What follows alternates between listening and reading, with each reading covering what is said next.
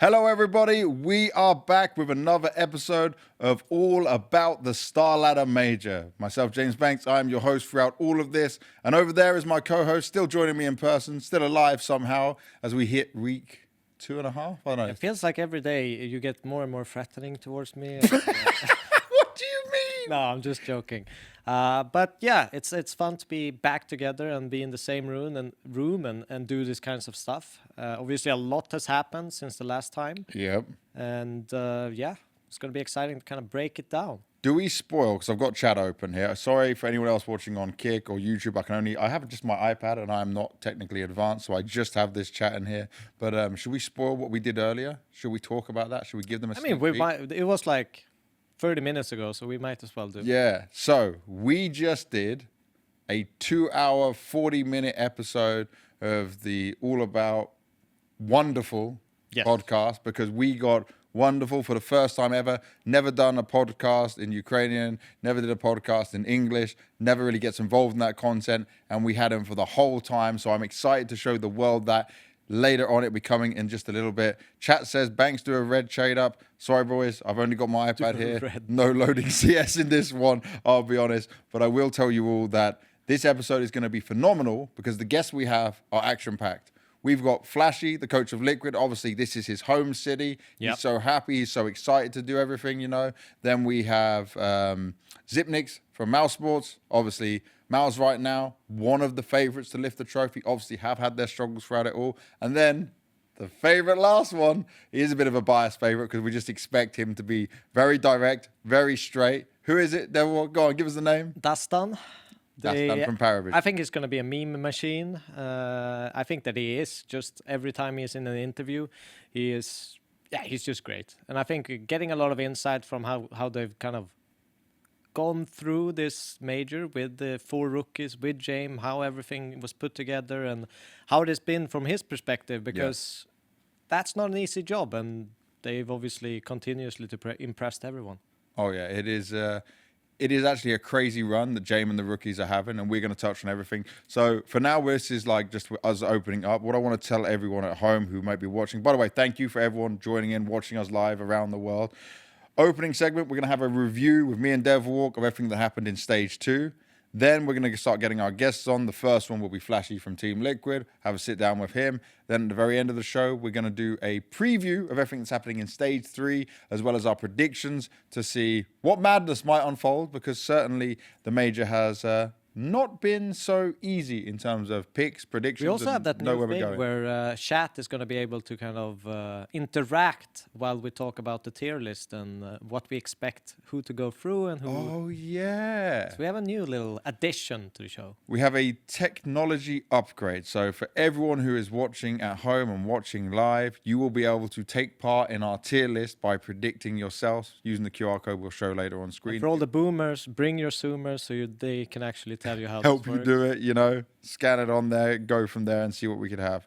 All right, let's start by looking through what happened in Stage 2, mate, because Stage 2, the chaos continued, right? How would you sum up the chaos we saw? Because this wasn't favorites just winning.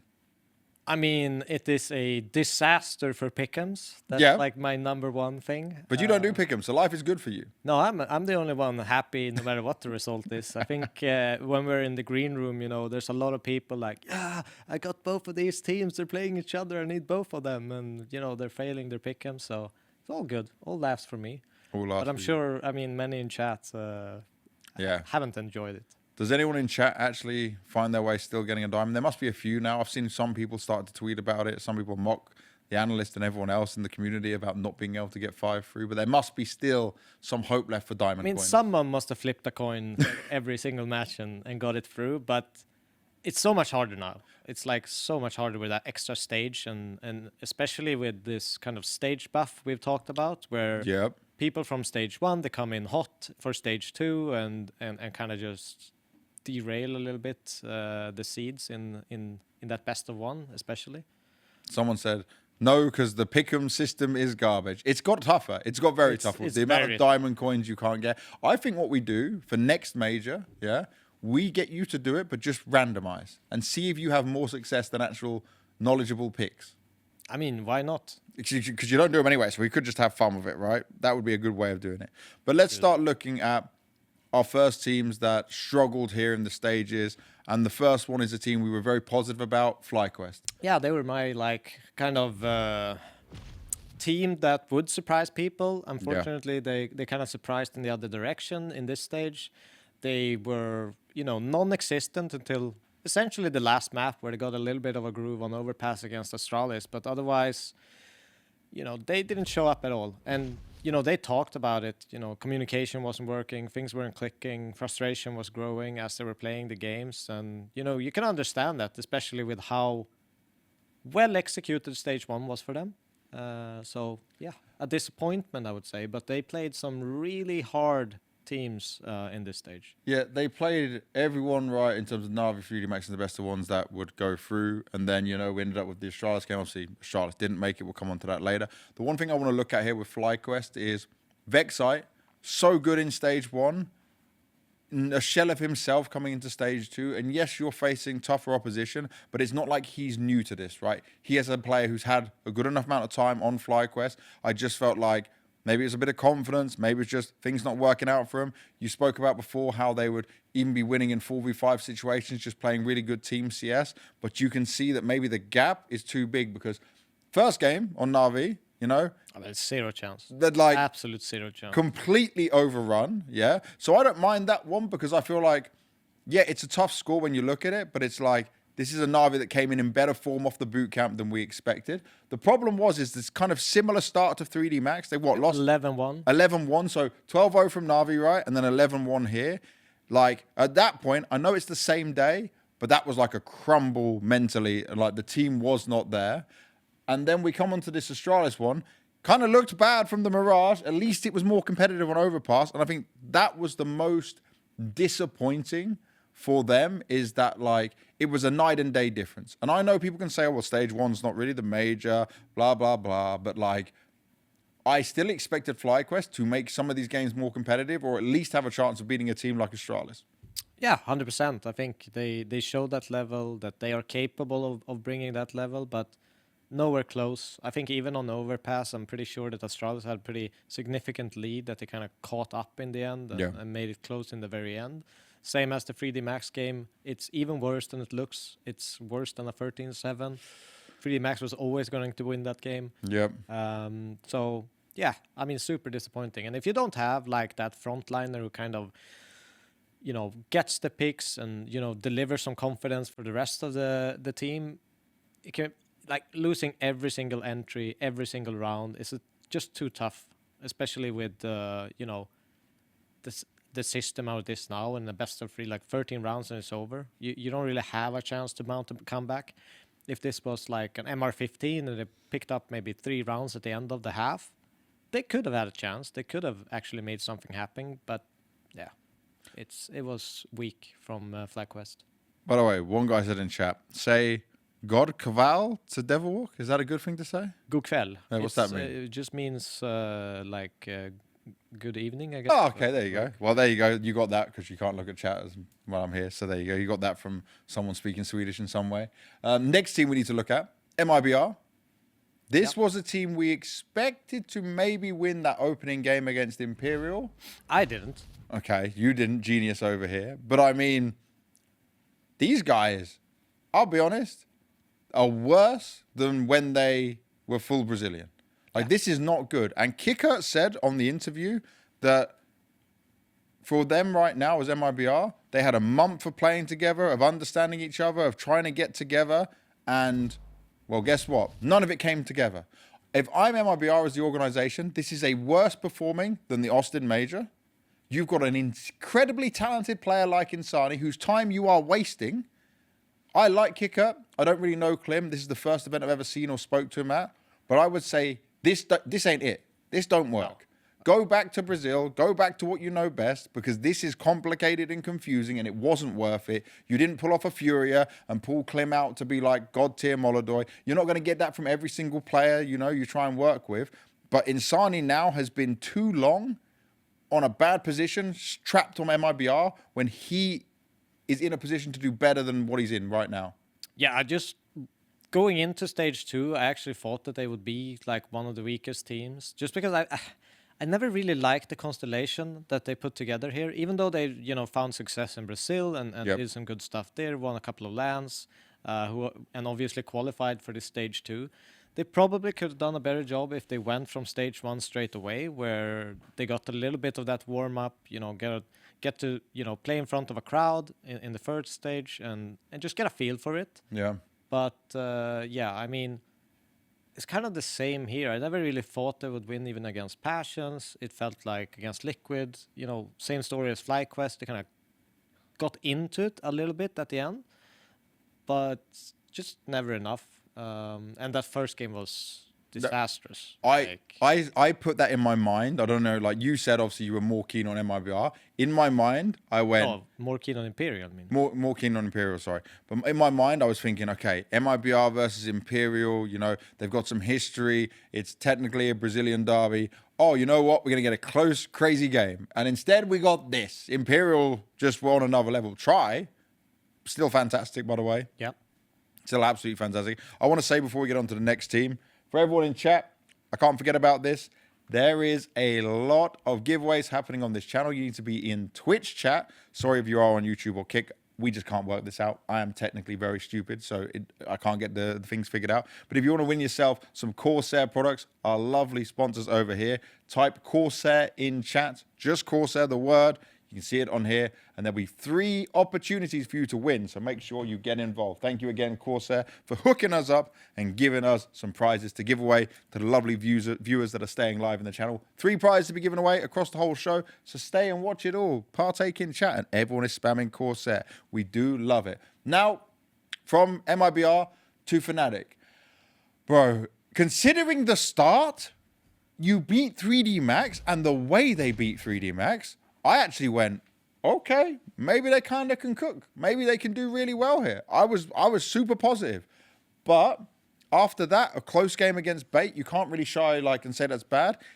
We watched this Imperial game together. Were you on the desk for it?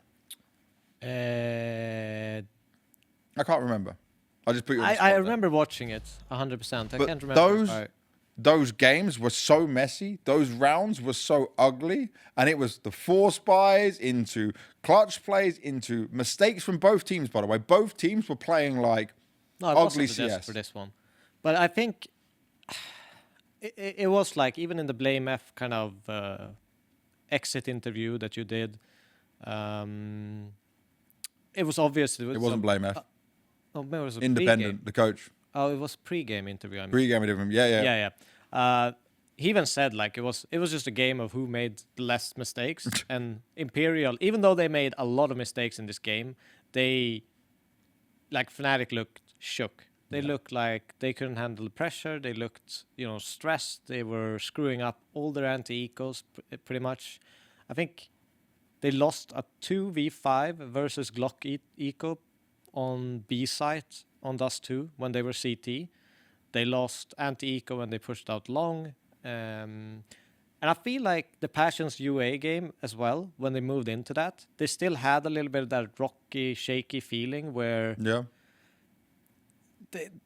they hadn't come over it. They weren't over that game. They still looked stressed in the way they executed. They still made rush decisions, and they couldn't really click. And I mean, that's the biggest reason why they were out. I don't think that their general philosophy of how they were playing were bad. Mm-hmm.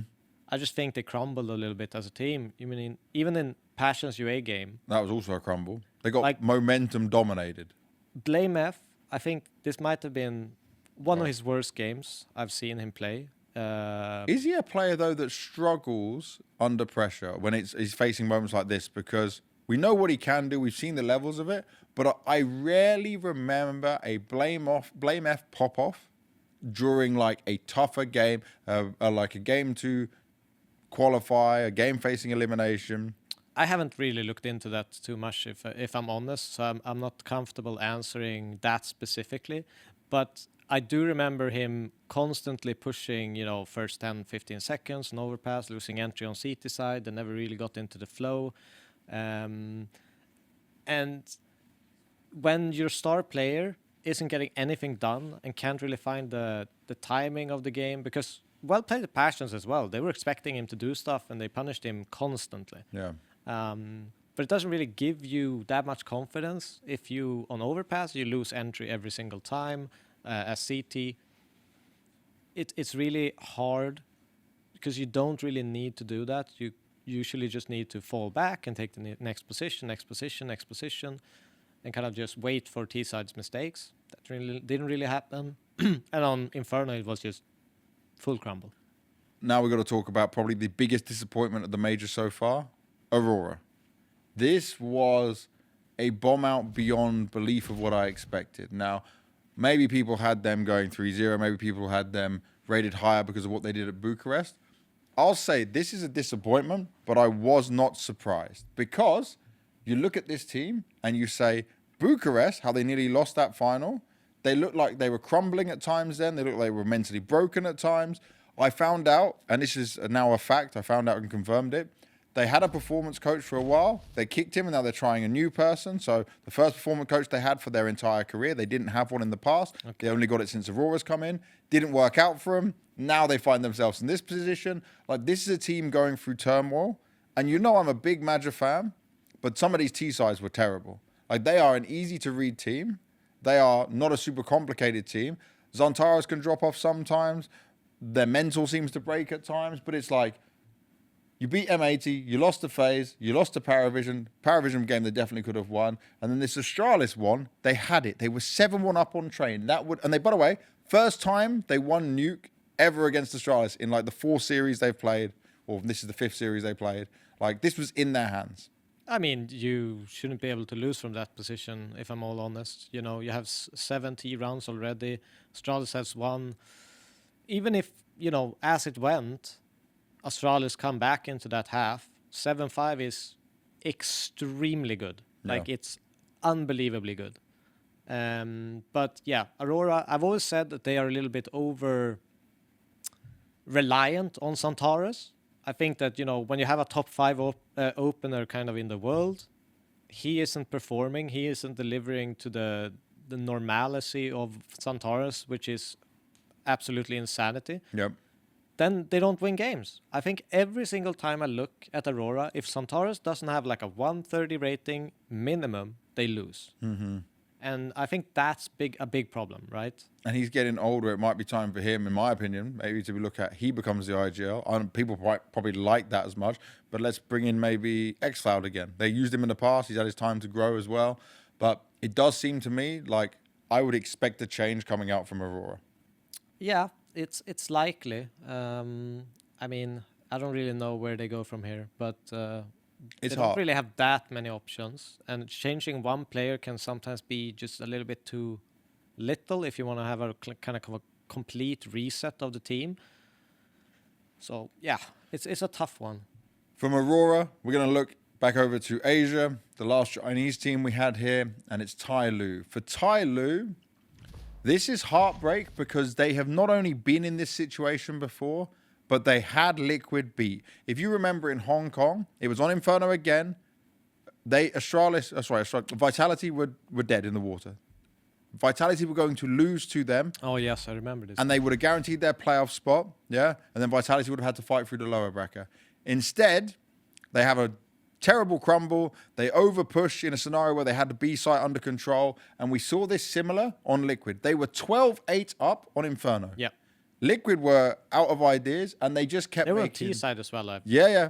And they were making mistake after mistake. And then even on the last round, which Liquid ended up winning, for some reason, Liquid ran all the way back. We got Flashie on later. We can ask what these comms were like on that last round. But it looked like Liquid had made the mistake. And then you see this grenade. It was a mistake, by the way, because they had one guy on B side. They make a little bit of a fake. Yes, they make a second rotation come towards that B side. They still had 2 players on A side. And there's glaring issues with how TyLoo played this. Yeah. First of all, both of them revealed their position before they came up short. Mm-hmm. I mean, the big advantage of A site is just that you have to check pit site, graveyard, backside, like all of these different positions at the same time, like up balcony. There was one guy poking, I can't remember who it was, Naf, I think, who poked a little bit, but just before they actually made the call to go towards A, and he died on short. And no one from TyLoo changed position. And then instantly they kind of came up there. They had like 2 seconds to kill everyone. If they just kill one of those Liquid players, I don't think they have enough time. Yeah, that's it. Like, all it would take is one fight to go their way, and then it would have been double overtime. But that wasn't even a game to win the map when they were so far ahead anyway. So this was another mental fumble. And the thing I would say for TyLoo, we obviously had Jack here, right, on the podcast, the manager of the team. What TyLoo need is a Mongol-style boot camp of coming to Europe and being here more often. The problem they have now is they're ranked 32 on the VRS. They're not going to get invites. They're back in that like VRS hell again. Yep. They've had this major drop-off, and now they're in a bad position. They needed to do well here to have a better year next year. But I said, maybe Attacker needs to go from the team. He was constantly making pretty awful performances. But he seems like a player now that's played so long that he's making like, the old mistakes and he's not up to date. So maybe you change him. But for me, go to Europe, spend 3 months there, do the Mongols way of hardcore boot camping, getting yourselves ready, and then you might have a chance of it. I could talk about TyLoo all day. It is a flop. It's not good. But I still think they've got some of the best pieces and the right pieces. People like to say Zaka should be there instead of G, but G this event played phenomenally well. Sometimes not maybe up to the highest peak, but he wasn't bad. To be fair to TyLoo, I think they the first half of the game, they usually play really well. They usually come up to a lead. They have control over things, but I think it's the adaptation. When people start to change the way they are playing, find solutions in the game, that's where I feel like TyLoo don't find solutions. They don't adapt fast enough. They don't shift the play so that they just keep ending up in the same scenarios. So something along those lines is what I'm looking for at TyLoo, to maybe change and shift a little bit or find more answers so that maybe they don't need to be in a pressured situation and come up with them on the spot. They already have them pre-planned if they face certain things. So, yeah. Now, next team we need to look at, M80. This was the team that many people thought would have a chance of making it through, considering what we saw from them. Start off against Aurora. That's obviously a very tough fight, especially stylistically, right? But then Astralis they take down. Then they beat TyLoo. This was the problem one. The Imperial game they had. Their Mirage is, by the way, they've beaten teams like MOUZ, they've beaten good European opposition. This is the map that's been carrying them through. It's their highest win rate. It's the one they can always rely on. When they lost that to Imperial, I thought that was GG. But then you somehow win Dust 2-13-2, smashing them, and then it goes all the way. Like, Imperial were better in the tougher, closer situations. And I want to ask you, do you think that it's actually better for Imperial, considering how hard they struggled in stage 1, that they were more ready for these situations? Because M80 went 3-0. They didn't have too many problems. But Imperial have already lived and breathed through this. I think so, yeah. I think it's, all the experience you gain, especially in close games. I mean, we're going to talk about NIP soon as well, It's kind of the reverse situation. Yeah. And it is a skill set to be able to win close maps, to be able to find that clutch call in the end, or keep your cool when, everything is on the line. So I definitely think it was an advantage for them. I definitely think, they had the experience to handle it to some extent, to go through it and actually have a discussion with the team. But I'm a little bit sad for M80. I thought they played great, even throughout the tournament. Maybe was a little bit disappointed in the Passions game, but every other game I saw them play, they looked good. And I think I'll say this as well, Sin gave one of the better exit interviews as well, considering the community just want to criticize and say what's funny? Yeah? Yeah. The community hates this whole thing, right? Obviously, I didn't make it. Thing? The whole ceremony of the exit interview, because it's not just one player anymore, yeah? They hate this whole elimination. I think everyone enjoys seeing emotions of teams. Yep.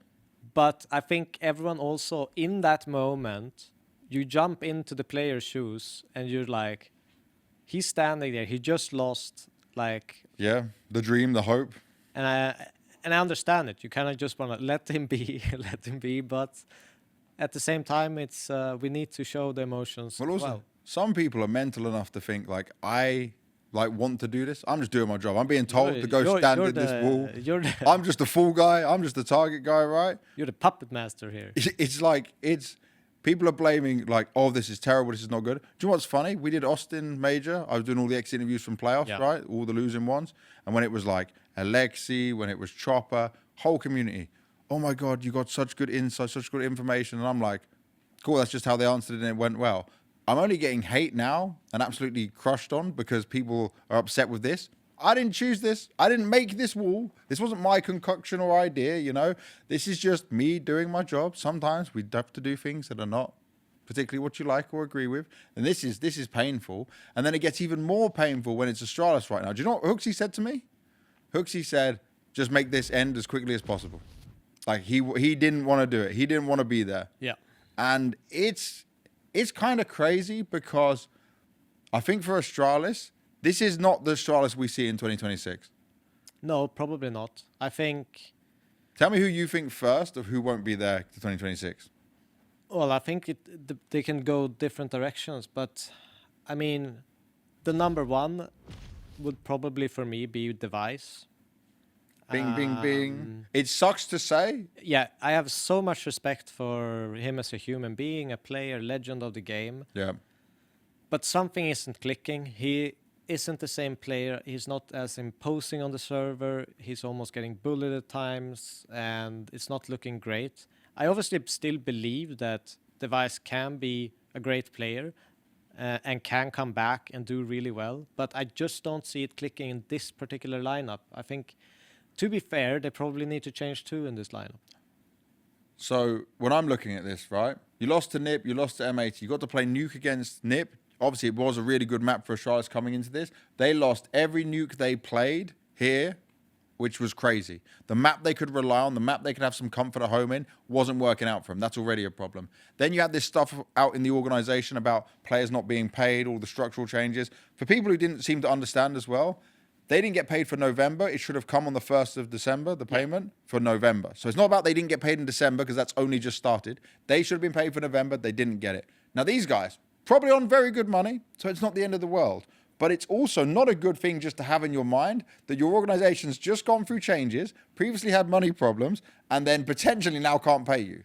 I mean, I think it's just rough. The biggest thing for Astralis and like as a player is not knowing the answer. Like having question marks in the back of your head that's kind of just sitting there and you don't get answers to them.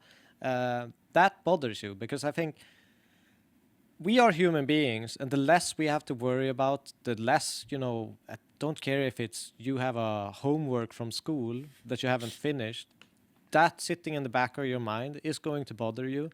Having something that you don't know the answer for, but you need to get fixed, it's the worst case scenario, especially when you go into a major. You need to perform, you need to be in the best mental and physical, you know, perspective that you can. Yeah. So I've had sympathy for these guys because, you know, I've been in similar situations, especially, you know, when I was in No Chance as a coach. We played 11 months without salary, no organization. We kept competing, we kept traveling. It cost money, and, you know, some of the players couldn't even pay rent. I don't think they're in that situation, but I still think that it affects you.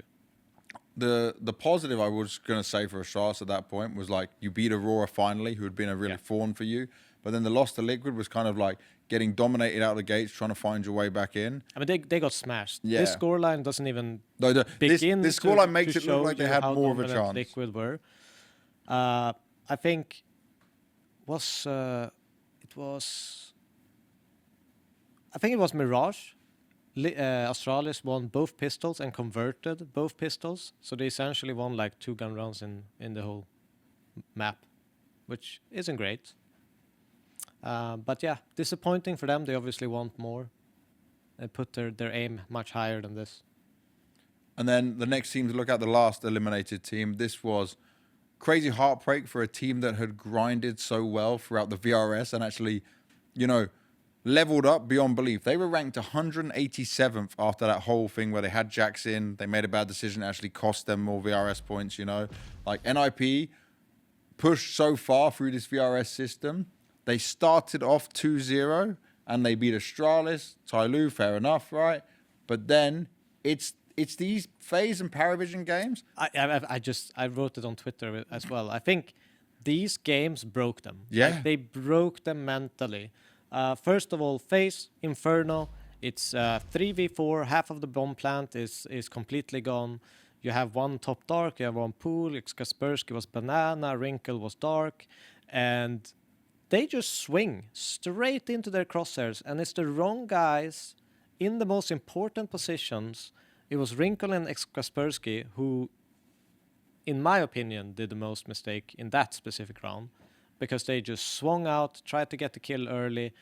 They could have waited for Shush in pool and swung on his contact from all of these different positions, and it would have been a done deal. Like, it would have no chance that FaZe would have won this game. Same on Nuke. We have a 2v4. This one was actually well played by Brokey and Frozen in the lower bomb site. Kind of double chain volleyed into a flash to get Kaspersky in kind of the outside the vent towards long. And just played really great, hit some sick shots. But that's one of those rounds where, we should win it if everything goes according to plan. And PARIVISION, 1v2 after 1v2. We obviously, the one that kind of is put into memory is that one versus Jame, where they have, short plant on A site. Oh, one in Wrinkle Gandalf. is short. I can't remember who is Gandalf. Snappy is Gandalf. Yep. And in Sweden we call this mellanmjölk, when you do something but not you're like in between two things and you do them both at the same time. Yeah. So it just becomes shit, Wrinkle didn't swing fast enough on that op short. James could reset and get that double kill. Do you know what's crazy for me here as well is, like, people are talking about James' style or whatever, but James made for overtime. He can handle all of that, but he still did it with 4 rookies, and it was Nip that crumbled again. And then on 3D Max, you heard Snappy in the interview afterwards. He said a lot of it was just they hit harder. Like, they had their plan. They seemed ready. They'd spoke about it. What he said in the pre-match, they spoke about the fact that they are coming into this understanding what happened. But there was obviously now a massive amount of pressure. You've gone from 2-0 to 2-2. Your last chance, how important this is. And you didn't see the same players be able to step up in the same way, but they just got overrun by 3D Max. And I'm glad he called it as it was. Like, they didn't stand the chance. This was a much better 3D Max than they faced before back in Cologne, but Gravity wasn't leading that version, right? So there's slight changes to how they're playing. Yeah, I think overall NIP played really well. They played really, really well. It was only crunch time, and I think I even saw some stat on Twitter or Reddit or wherever it was, where it was, and these are not, I'm not going to say the exact numbers, but something along the lines of, I think it was 40% or something of games they play are close, like within 1 or 2 rounds. They win like 20% of those games.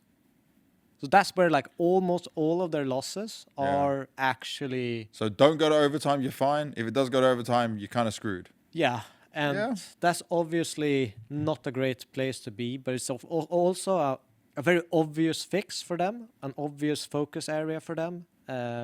It does take time to kind of mentally push through that, but I think it's something they can definitely do.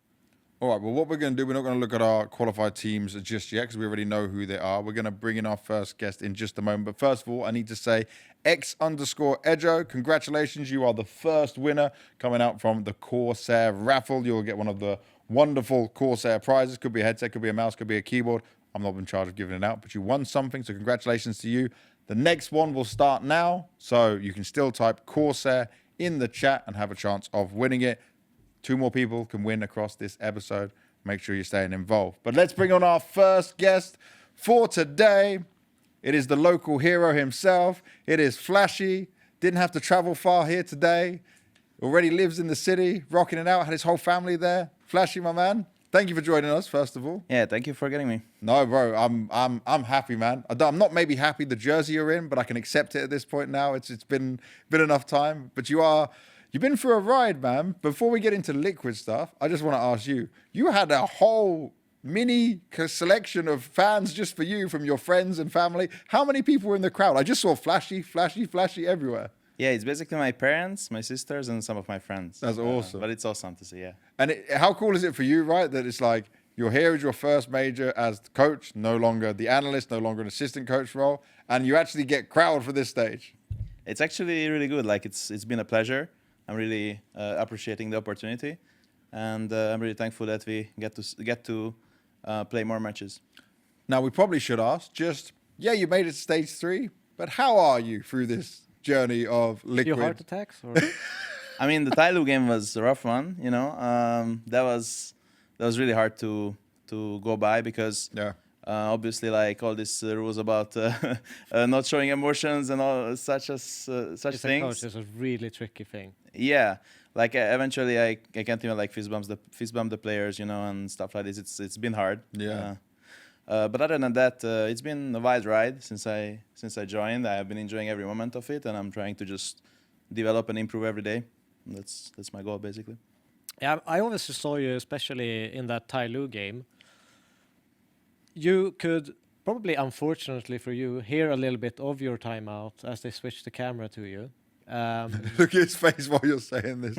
Oh no, the leaked comms. But I mean, it wasn't like it was all positive from your side because you could hear you kind of like shift, stay in position, don't over rotate, just wait for them. You thought that they would hit A, which they eventually did in that round. But how does it feel also like?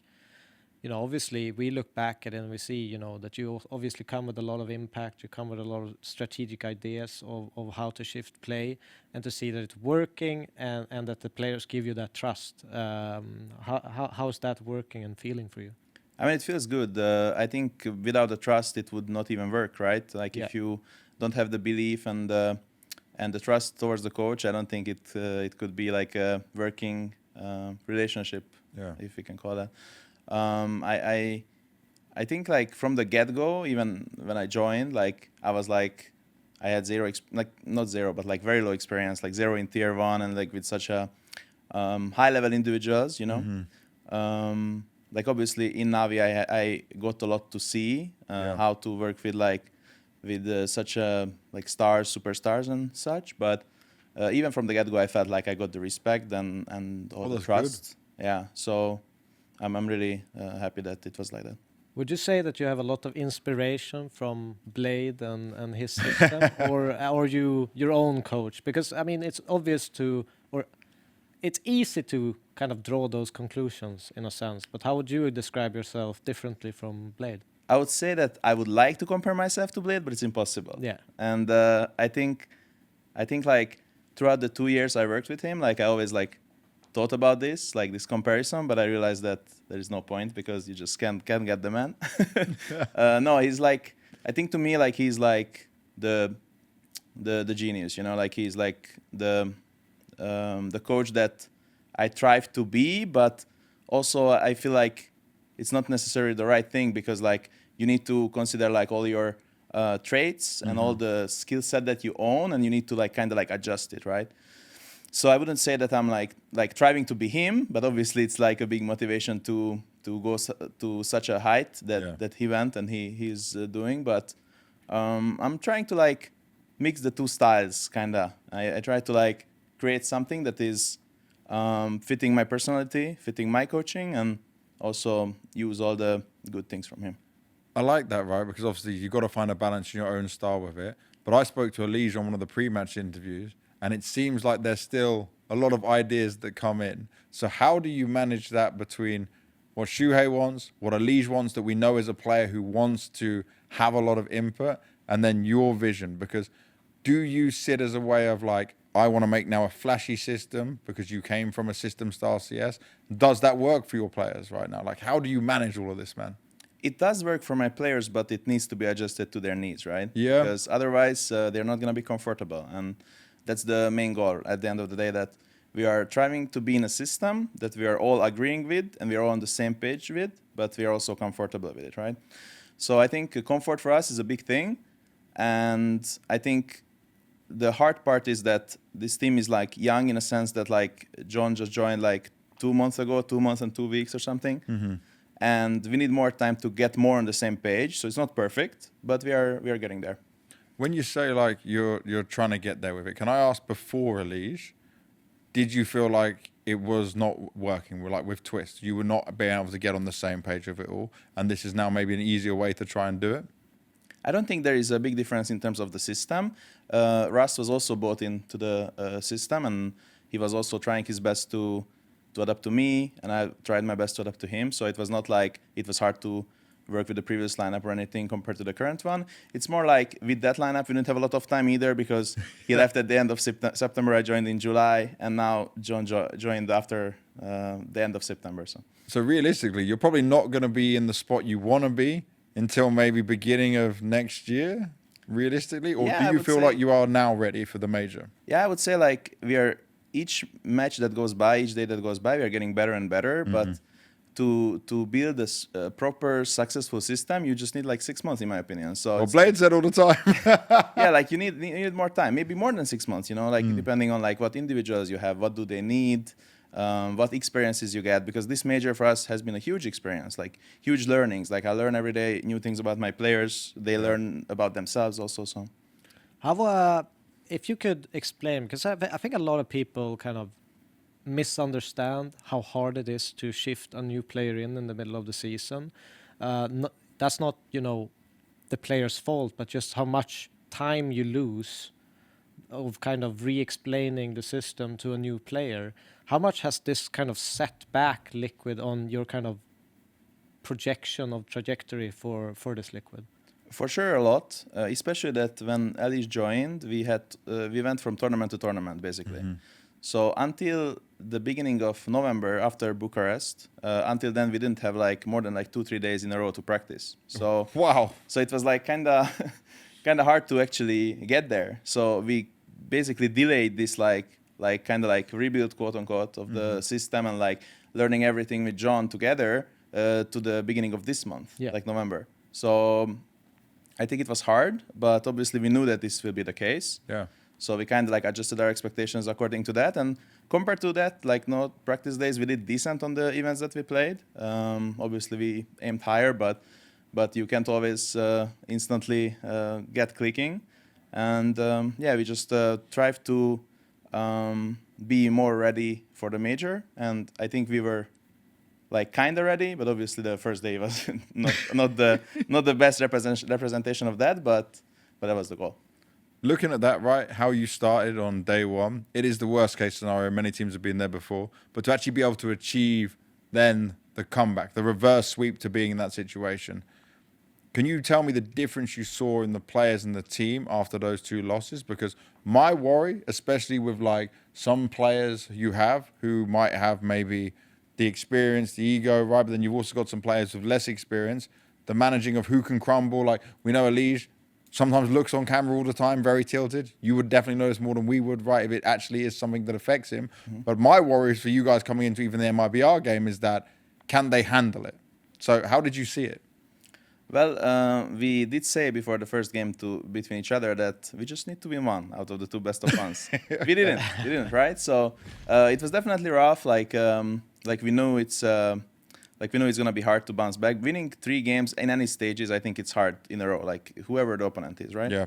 And we just kind of like we kind of tried to identify what was the issue on the first day. And the biggest issue was that we didn't really play like we played on the practice and preparation. Like we played completely different. Was it the nerves? Was it the wanting too much? Like we don't know the exact reason why.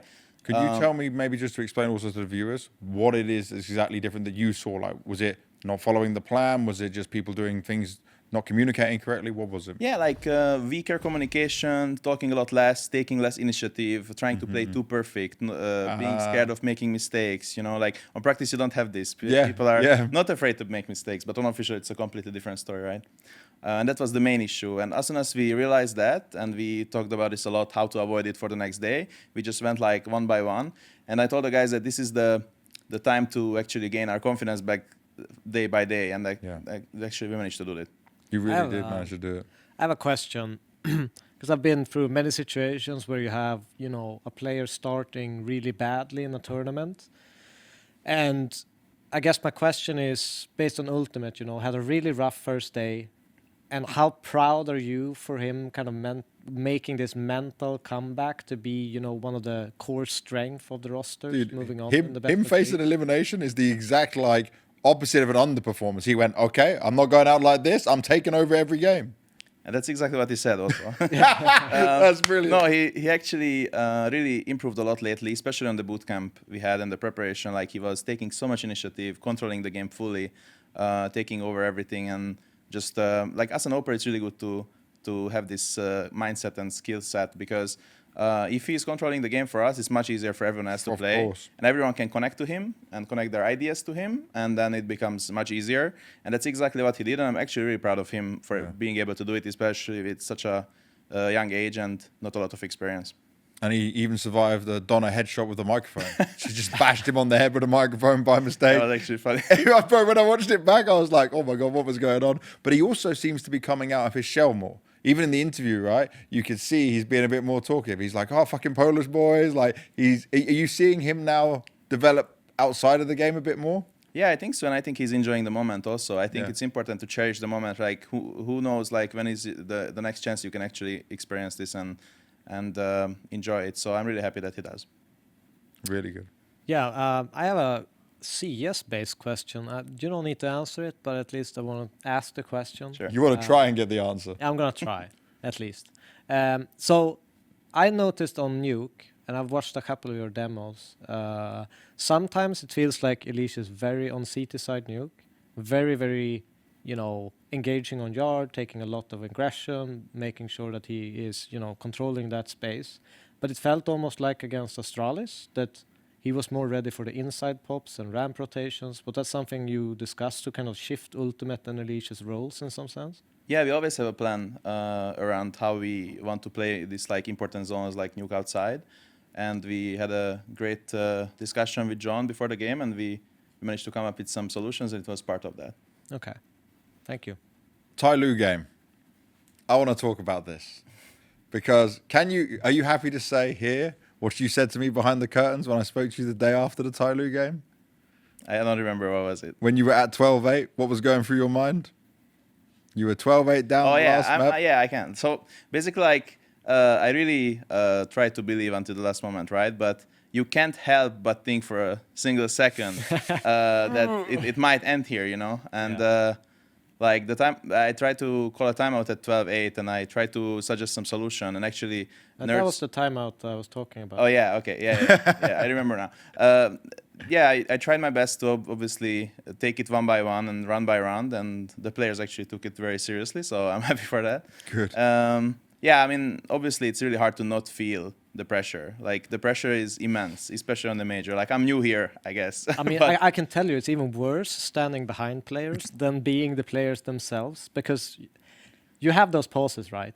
But then when they're over, all you have is, you know, sweat palm and you know, just looking at like, oh my God, and you're like literally having heart attacks after Yeah, heart I think attacks. I didn't look good there, to be honest, because I remember I just like walked left and right, and I was just hoping that we Pacing is managed a to classic. piece it together. Yeah.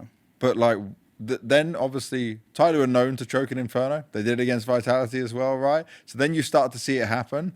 But this last round, where the callback came from going to B to A, you just about made it, but you can't do anything at this point, right? So just tell me what you heard on the comms. Like, what happened with the team at that moment? Because Naf was obviously, he was lurking, right? Yeah. So he thought, he was our plan B. He was Yeah. our plan B, and he communicated pretty well. Like, he knew that like we might go back to him, but it took a bit longer for him to find the person on A, and that person killed him. And we actually thought that there is only that's the last person on A. So we thought that we can just go and try to kill that last guy. So you thought one was on A? Yes, we thought that there is more towards B. That was the reason. But do you think because you lost more time that obviously that it could have changed, or you weren't aware? Or? What were your actual thoughts when you're running up short? You see this smoke, you hear the nade, you have like what, 5 seconds to kill them, or like 5-6 seconds on the clock? Yeah, I was already thinking about the next round, what we can do, to be honest, because no, it didn't, like, obviously in the moment, like, it's hard to know what will happen. It didn't look good in the second, but if it was actually one guy, like, I knew it's possible that we kill him fast, and then the rotation will be like around the library or Moro. But But yeah, it was a rough scenario for sure. I felt like if the TyLoo players killed one of your players, It could have been. round is yeah. probably over there. Yeah, and actually, the second person on A was the one who made the mistake, who threw the smoke from the box, right? Because otherwise we had no way of knowing that he's there, and we didn't know he's there. So that was kind of like the one that gave it away, kind. Well, luck worked in your favor, and then skill carried you over from that 12-8 onwards. This Astralis game, though, you guys absolutely dumpstered them. You were dominating. Was this a lot of game plan? Was this the team having some more confidence and believing? Because this looked like, obviously it was Ultimate doing whatever he wanted basically at that point, right? But the whole team was flowing very differently. Yeah, I think the confidence and the preparation together, it's a good combo. And I think we just had a really good mindset. Like, I felt like after Ancient against TyLoo, we lost that map, and I felt like we could have won that map easily. Like, we had some rounds that we failed there, and I think we didn't even win a single pistol either. You also lost to Glocks when you had a buy. Yeah. It'd be like that. It'd be like that. I remember actually before that I called a timeout, and I literally reminded everyone to play really safe, but we didn't go with it that time. Which is fine, you know, sometimes it happens. Yeah. But after that Ancient, we had a really good conversation outside, and we kind of reminded ourselves, like, what is the situation, and that there is no excuses anymore, we need to push. Yeah. And we did push, it was Train. Historically, lately, we haven't had a lot of success on Train, but we still were confident going into it, and we showed that we can compete there against them. And then the third map, obviously, that big comeback. After the comeback, I kind of felt like whoever we get on the day after, we have a strong mental edge over them. Kind of like that phase comeback in a sense. It waked the whole team up emotionally. Yeah, I think so. Now, you're going into stage 3, so I want to get your thoughts on just, okay, you struggled here so much in stage 2, but is this a positive for you guys? Obviously, you are going to say yes, but I mean, tell me just a little bit of insight of how you prepared right now, how mentally the team is and everything. I saw the guys around earlier. They seem to be actually in better spirits than even when they were, like, first day I saw them. They seem to be, from when I saw them when they arrived, they seem to be in better mood than before. Yeah, I think, like, these last few days have been really good for us, and obviously this is what we wanted. We made a sick comeback, but it's important not to take it for granted, right? Because just because we came back now and we are in stage 3, that doesn't mean that we can drop everything and just start slow again. It's not an option. We cannot let that happen. So we were talking a lot about this, and just like preparing, you know, keeping up the shape individually for tomorrow, because we have this edge over the teams that are coming in now that they didn't play official for a while, right? So we just try to use that edge and take it game by game and try our best.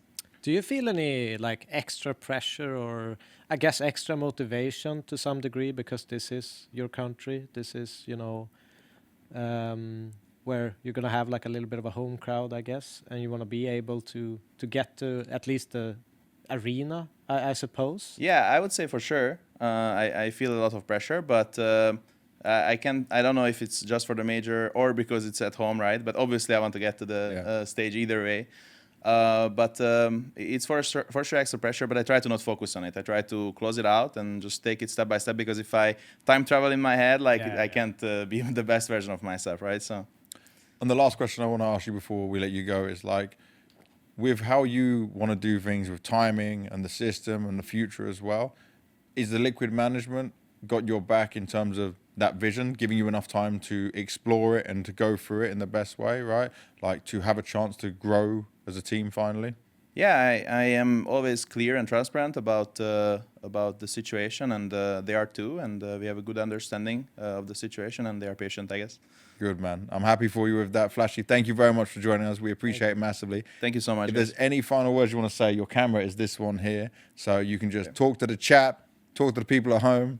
Yeah, thank you everyone for supporting us, and I hope you keep supporting us in stage 3. There we go. Nice and simple. Good luck, mate. Get some rest, and we'll see you tomorrow. Thank you. Thank you, man. All right, so we got some extra insight when it comes down to Liquid. We can keep things going, though, on the other side. We'll go straight into our next guest. Coming out from MOUZ Sports, it's our assistant coach. It's a legend of the game. Ex-Astralis player, it's now from the coaching side. Minister. Yeah, the clutch Hello. minister, Zibnix. Hey, how you doing, man? I'm doing good. And you? We are doing very well. We are a few weeks now into the major. You guys are just getting here, though. Just getting here. Yeah, you're fresh. You're ready, right? Yeah. Are you? do you still get this feeling, even though you're not playing? Like, do you still get this like extra buzz around the major? Do you feed off what you're getting from the players into it? I feel it from the players. Yeah. I don't feel it myself, but I see it from all the players, like watching in the lobby. Yeah. You see the nerves. You feel it. Yeah. So are you through this? You don't have the nerves anymore? I can distance myself a little. Yeah. Okay, that's an easier way to deal with it. Yeah. Now, if I'm right, you guys were on boot camp in the MOUZ offices, right? Yep. Were you there with them? Yep. Okay, so it was a whole team. Everyone's ready. Everyone's prepared for it. How long did you have on boot camp for you guys? We had a 4-day boot camp. Okay. We didn't want to stress it too much. Didn't want to have a too long boot camp to drain our players before the major. Yep. It's a long major. We all know it. It's taxing for the players. And coming in, I think all the players said they are really hungry, really ready. So yeah, we found a good balance. Is that something that you've done in the past, where you've had 2 long boot camps and like you've talked about it and received feedback on it? Yeah. So last boot camp, maybe it was more on the scheduling at the boot camp. Actually, I think it was only 5 days. Yeah. So it was 1 day longer.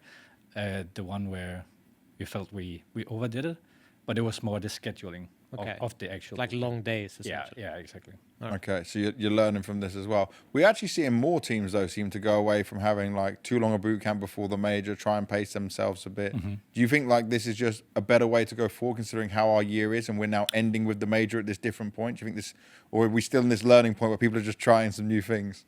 I mean, I know some teams that didn't even boot camp for this major. Yeah. But I think they also had a different schedule than us. So, I mean, it depends entirely up to the team itself to figure it out based on their schedule, right? Yeah.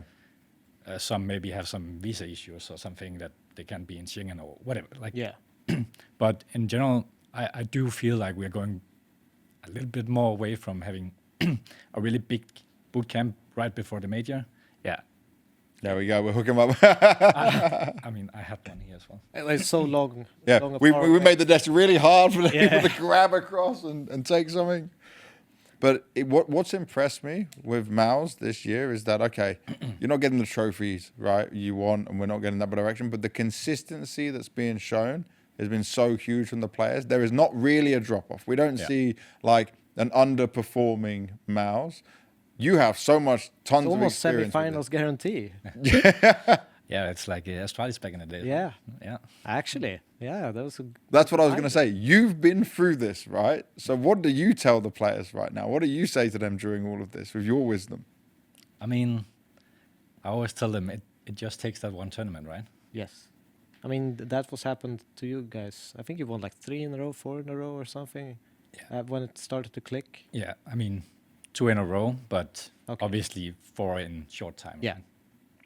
But yeah, I mean, it's about keep working on your craft, right? Yeah. And don't let everything get to you, right? Like if it's the pressure, if it's I mean, I think there is a lot of people saying we can't go further than this, but I don't think it's true. Like, I mean, I think it's easy to draw that conclusion, but if you look at the actual games, you have a lot of like 13-11 losses last map against Vitality, Spirit, Falcons. Like they're all very, very close. Yeah. But I can understand that there is this narrative maybe, but it just isn't true if you look through the matches and if you are on the team, close to the team, I don't see it. Yeah. So for me, it's just about getting over the hump.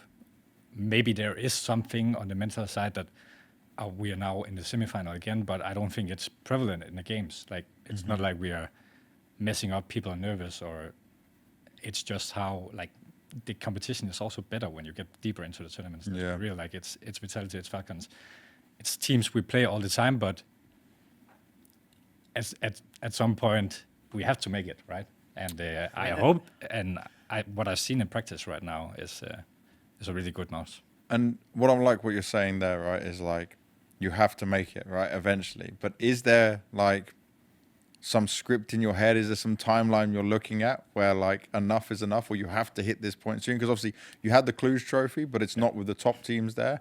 But then, like we're talking about, it's all this consistency in it. So what is the point where you guys are saying, okay, this is working, but we need to maybe adjust this. But you don't want to adjust too much because then you go away from what was consistently working. Like, that's got to be a crazy balance to try and find. Like, I can't even begin to imagine it. I think in this era, having that consistency is also something that we have to value, right? Yeah, definitely. And you don't want to change too much and screw that up, right? But obviously, it's just about percentages. It's about 2, it's about 5%. As I said before, these close games in the playoffs, semifinals, if we won that one round, that's it. Yeah. Right.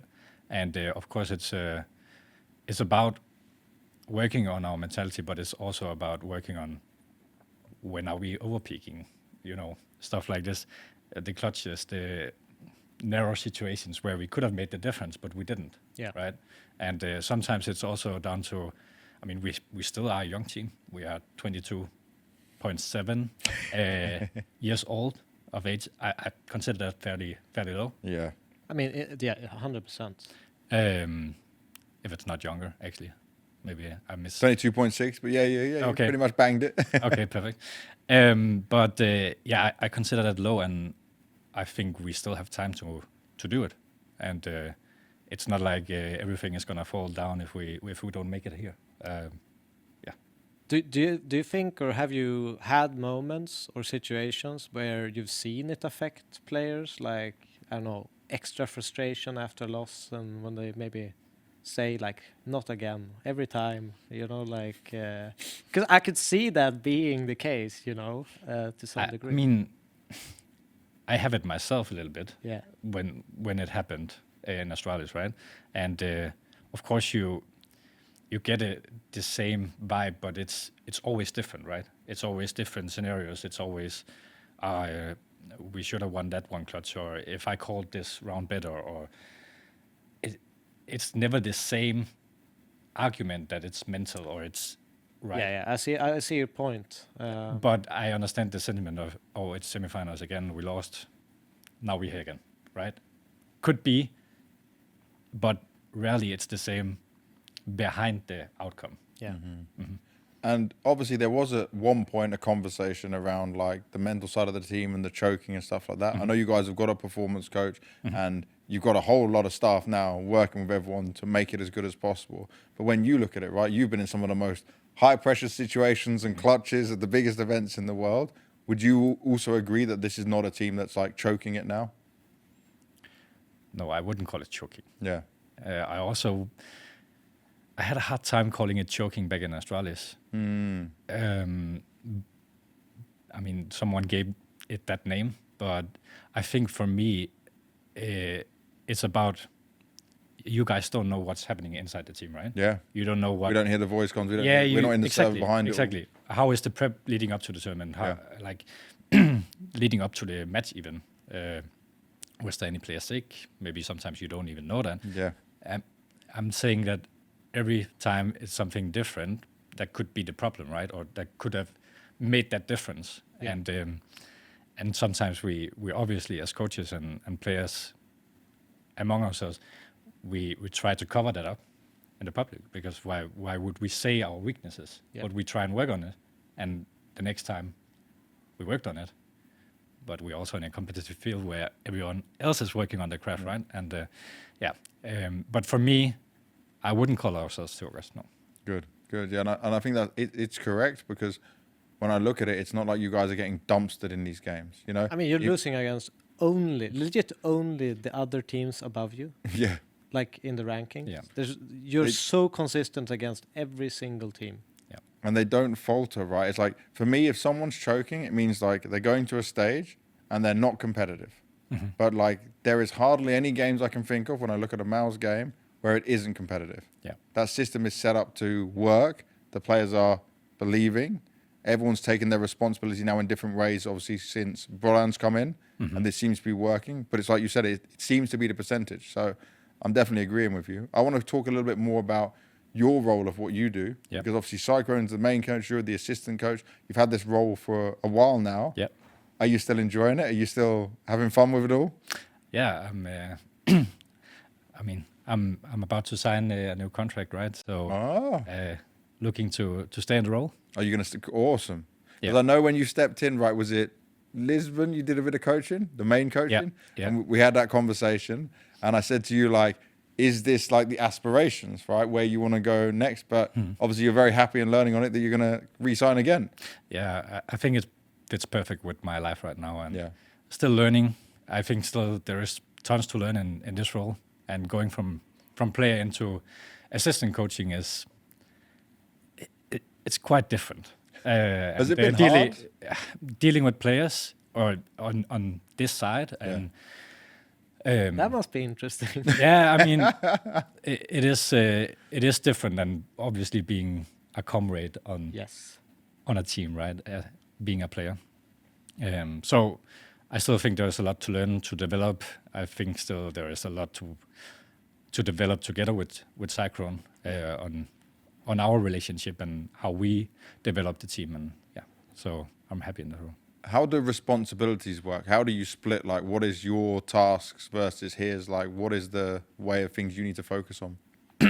So I think a lot of teams have different splits. Yeah. In regards to this, but I think from our part is I do a lot of the preparation for the game. He has more the overview kind of thing.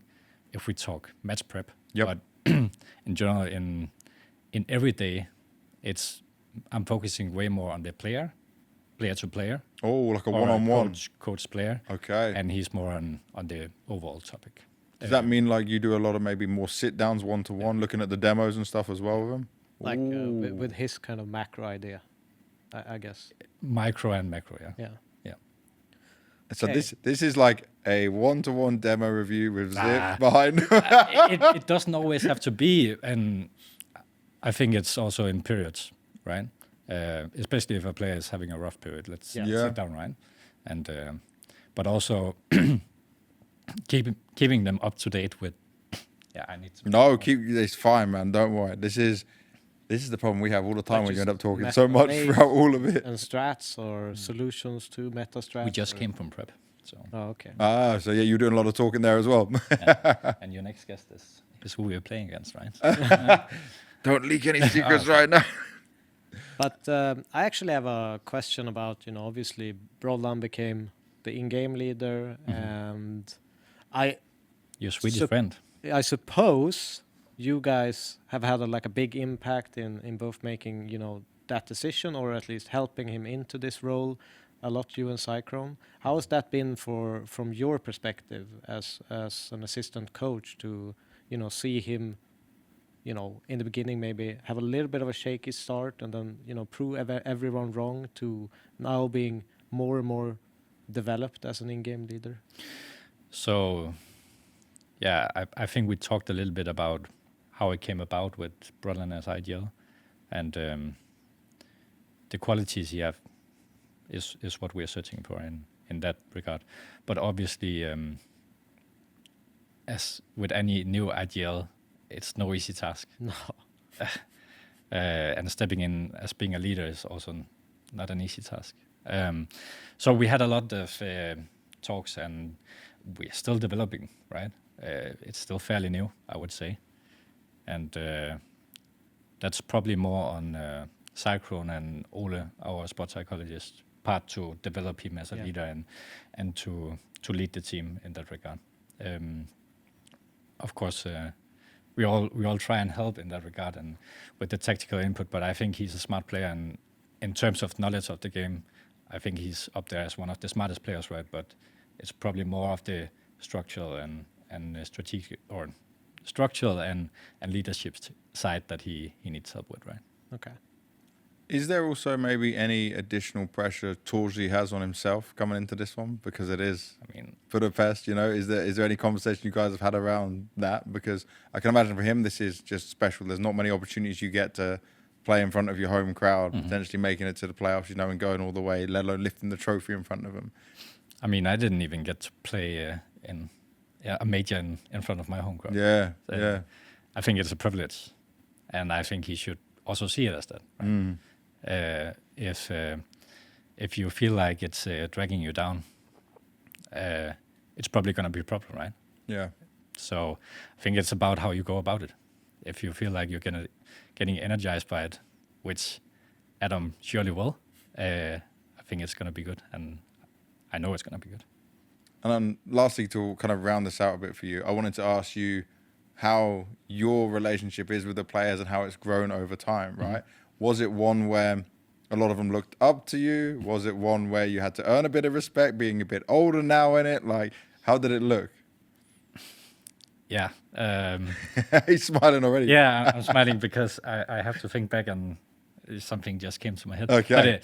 But I think some of them were like, oh, are we getting siblings? You know? Yeah. And but over time, the parade or facade is going down, and having fun and stuff like this.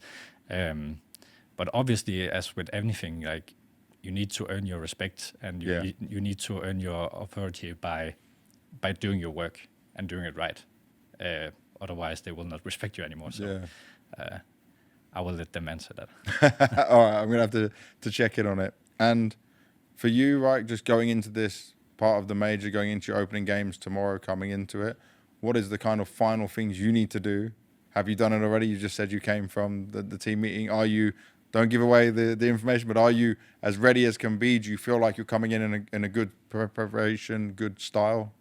I mean, prep for tomorrow's match is what is on the line now, but we have done prep for, the last 3 months leading into this, right? And maybe if we put it in a percentage, the prep for tomorrow is 10% of what has been done already. So the last 3 months we have put in very good work, and I hope we make it far in this tournament.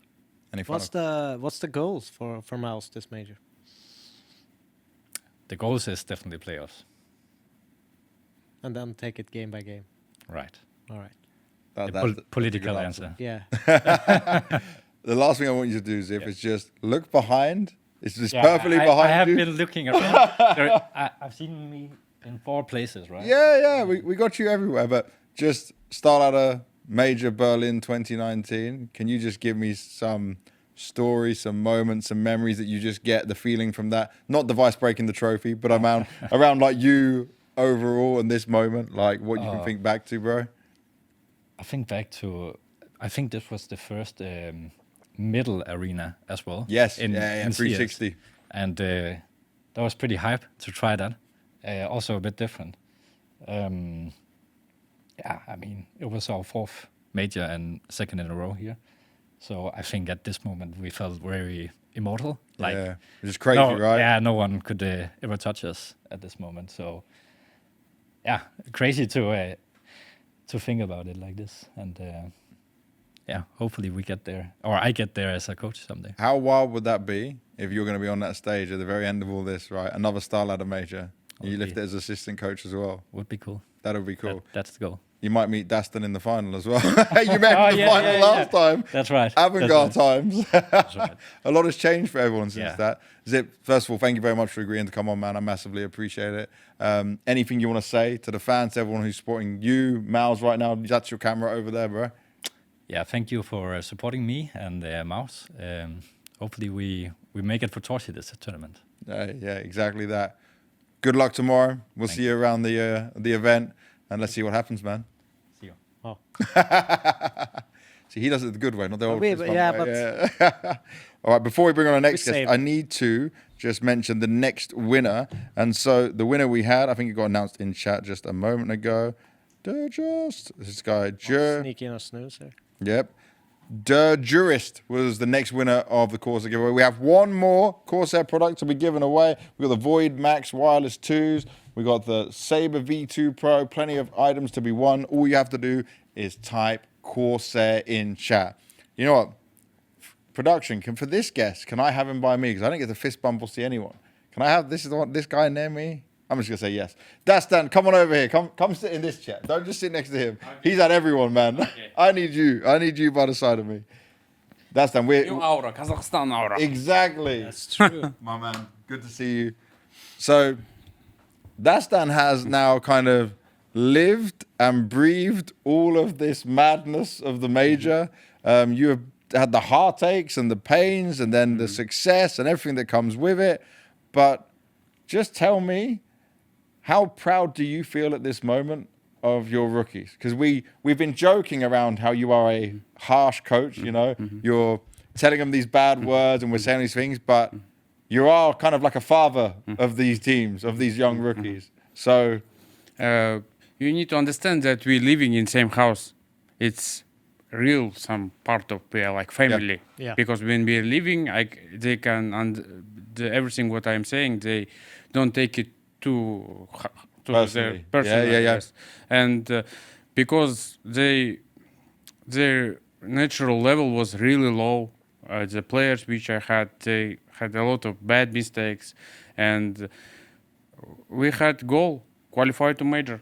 Like a lot of esports teams want to qualify, and I do whatever I can. I live with them because I can talk directly to them what they're doing, and I can control the young guys what they're doing every day.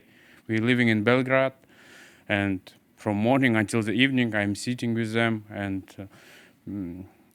it's, I think, difference between other teams, because everyone, I think they came to boot camp like for 1 week. yeah, I think no one in the world sitting in one place like us. not for CS. TyLoo do also do it, but they do it from an office. We found this out from Jack, the manager of TyLoo. But one thing I'll say, right, you're 32, yeah? You're married? No. Not married. Okay, so you don't have girlfriend, wife, kids, No, anything no, like that. no. So that's why he can still dedicate all this Yes, time, yes. because otherwise that would be harder to do. But you are literally dedicating your life to this, right? To this team, to this belief and everything. Counter-Strike life is very interesting. It's like I'm like in anime. Yeah. I understand that family is important, but it's sometimes it's boring. I understand. I always can live with wife, with kids, but go to our goal with Counter-Strike team. These emotions, it's you can't buy it. It's emotions. It's like different. Do you ever, see them as almost your kids in this situation when you are a coach? I see my kids as players? Yeah, the in players future? as kids.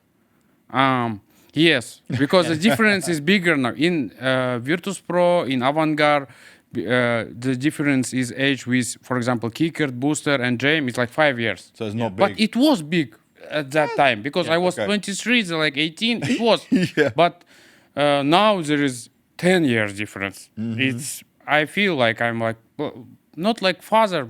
Maybe when I will be at age like Zonic or Blade, it will be like father. Like super elder brother. It's more like that. Yeah. Super strict and controlling every second.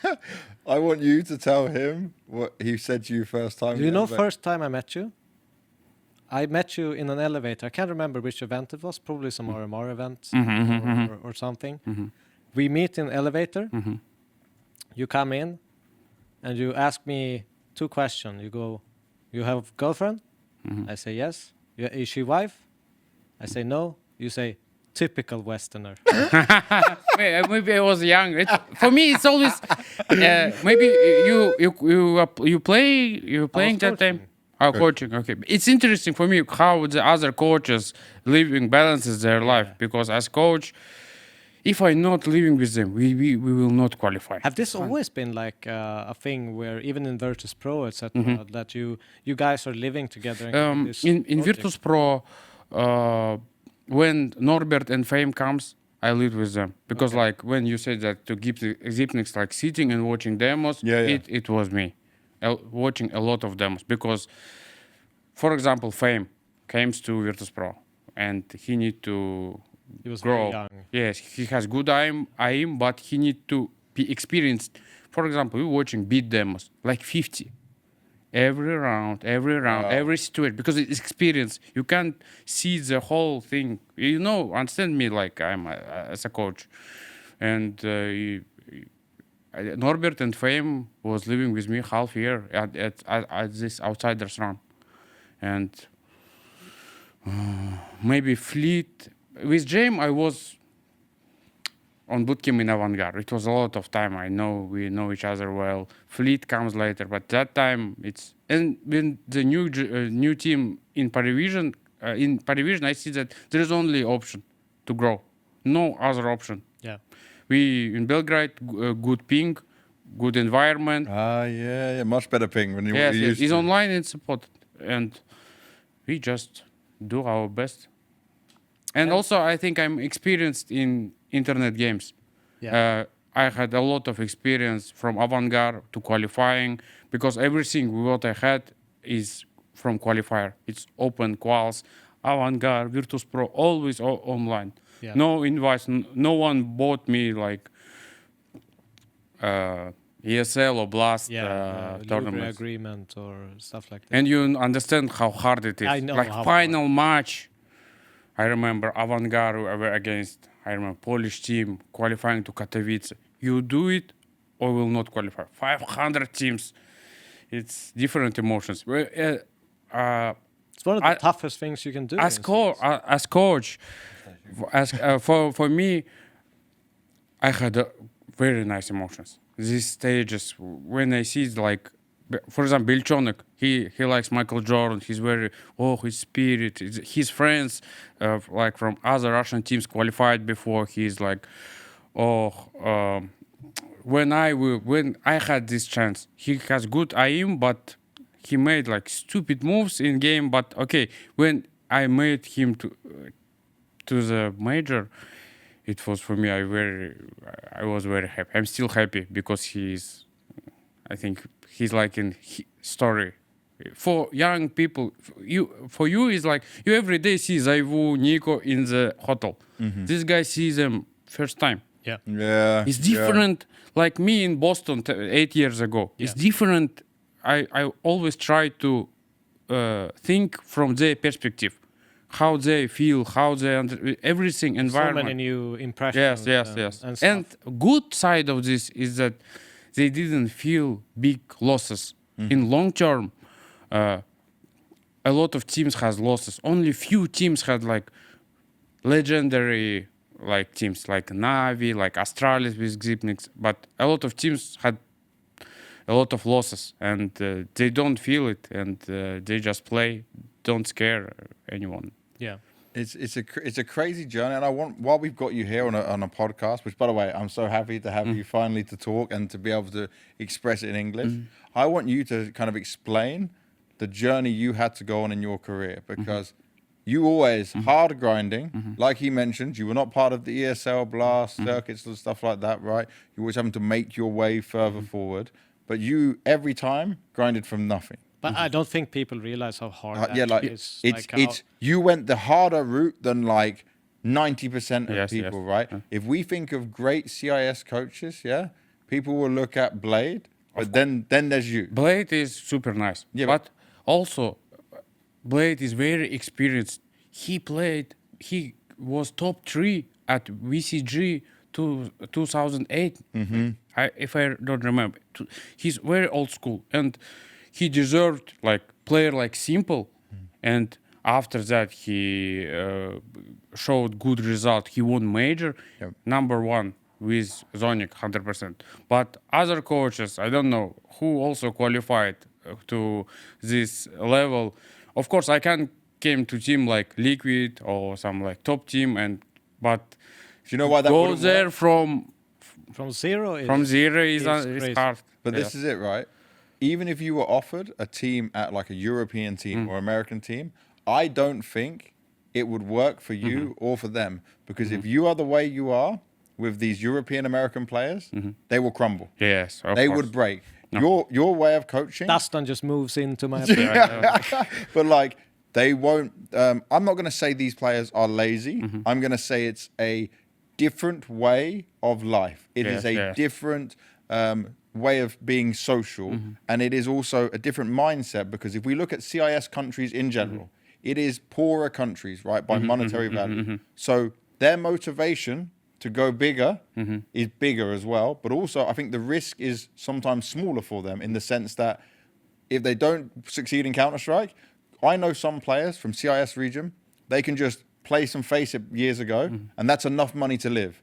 Where in Europe, they can't do that, right? So the grind and the mentality they have is like next level. And if you can harness, like you have done now, not once, not twice, this is 3-4 times, you have risen players up and you have got the best out of them. That to me puts you as like the number 2 coach from this region, right? Because there's Blade and then there's you. And no one else has done it like this. And also, you are right, because when I talked to my guys, I told them, the reality is what you will do if I will kick you. It's reality. I will kick you. If you will play bad, I will take another guy who will do it. It's bad side. It's a lot of pressure. And of course, in top European or American team, they had big salaries. Maybe they have a lot of money already. Yeah. But every guy, even in Outsiders, Virtus Pro, came to us like poor guy. Yeah. They have nothing. And they give everything to gain these results. That's the maybe difference. It's Do you beautiful. think that makes it easier to kind of set rules and standards for your team that they, you know, in some way, this is the biggest chance they're going to get is to be with you and James in this PARIVISION, at least in the foreseeable future, right? That they maybe easier follow every guideline, every structure, every protocol that you And set also out. believe to us because we won major. Yeah. We won, but previously we was in final. It's not okay. Avant-garde maybe fluke. Okay, after we won major, not fluke. I think it's impossible. Impossible 2 times. Of course, I don't have super players like Donk, Simple, and You never had. Never, You never, never never. had this. strongest was Yikinder Fleet. Yikinder in Liquid. He's now in Furia. He talking to the team, controlling mid rounds.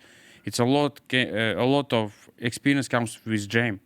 James worked with him a lot. Yeah. I worked with him, and after that he took 3 years. He was in Liquid, now in Furia. It's second guy is Fleet. I think Fleet is very strong. Very strong aim. Very strong. He's very smart. It's like my old kids from first family. I always talk with them like that. When I see a Kinder or Fleet, I never pay for it. He will buy for me. That's all. The reality is like that. But Pay yeah. my small kid. Okay, if we talk a little bit about like James and you and your kind of synergy, how would you say like how much of the structure Okay. is you and how much is it Good James? question. Okay. Like who is doing what? Okay. in Okay. this? First of all, I can't say everything, but James' best thing is structurizing the ideas. Like every moment of zone of creating So it- structure, make all rounds like not like you make can't sense. read, no read, but it's very like to make good rounds and make it perfectly. My side is like growing as roles, good reading, what tells, what's happening in the map, mind games of maps, what you should do, what to tell, where to go. And he's like more structured. I'm more like Apex. Opportunities. I'm more like Instinct, feeling, yes, emotion. yes. Because I control with them. Like, for example, James is IGL, but for example, I have Nota, previously Fleet and Yikinder. They see more than James because they're in front. What's happening? You need to Communicate. take team to you or say there is tag there and how we can go. It's very. I had a lot of experience. For example, you know me like from as a coach like from 2018, but when I was in 6th grade, it was NAP against PCG, WC Games final. When Neo was against Wally, if you remember, 1.6. that was I my was time. 6th grade. I'm watching all demos. I remember Fnatic era in 1.6, Navi era. I used a lot of things from Navi 2010 on the old school maps when I came to Avant-Garde. It's not came from, oh, I'm a coach. I was experienced. Maybe our generation, But it's you- not you good played for on- playing because it's Cybersport wasn't that big with but I watched a lot of things. I remember every strat. I remember MTW with Zonic. Oh, And on the old school MOUZ, like that's to train. Of course, I understand everything. And also, for me, it's better. There is a teams like in PARIVISION, I am big boss because I know more. But for example, in future, I shouldn't be big boss because these guys playing more, they understand more, and I think my way of thinking was my captain should be biggest leader because he's with them in the game. Yeah. Because okay, I can make good game plan, but I can't react at because I can't talk. And Yeah. it's not Counter-Strike in 2025 is not about only set strats. You need to react at everything to the smartest guys against you. And the way of thinking is biggest part of my job. How you think, who you playing, how they play. For example, we play against Snappy. yeah. Interesting, different way of calling, very fast. Very fast. A lot very of forces, a lot of he want to buy every time. Yeah. Where you need to understand it's Snappy, it's how he thinks, and every team in top 10 has own individual view. Yeah. Like Aurora, 5-pack gaming. Yeah. Yeah, 5v5. It exactly. is. Yes, Exactly. I don't want to talk like more because it's like Yeah. if they lost, maybe they can. But there is some like spirit, identity, and I need to show them how the people are winning, why they winning, how they see the map, how they rotating, and when the people watching, they don't think about this. Just he killing, not killing. Bad coach, good coach. Who calling on the timeout? He's good coach. For example, for me to call the situation, I can talk one word because everything scripted. If okay, it might be a harder timeout. Like if something like this happen, you can do like this. Or I can talk to like 2-3 rounds. I can talk fast because everything in the game, like structurized to small thing.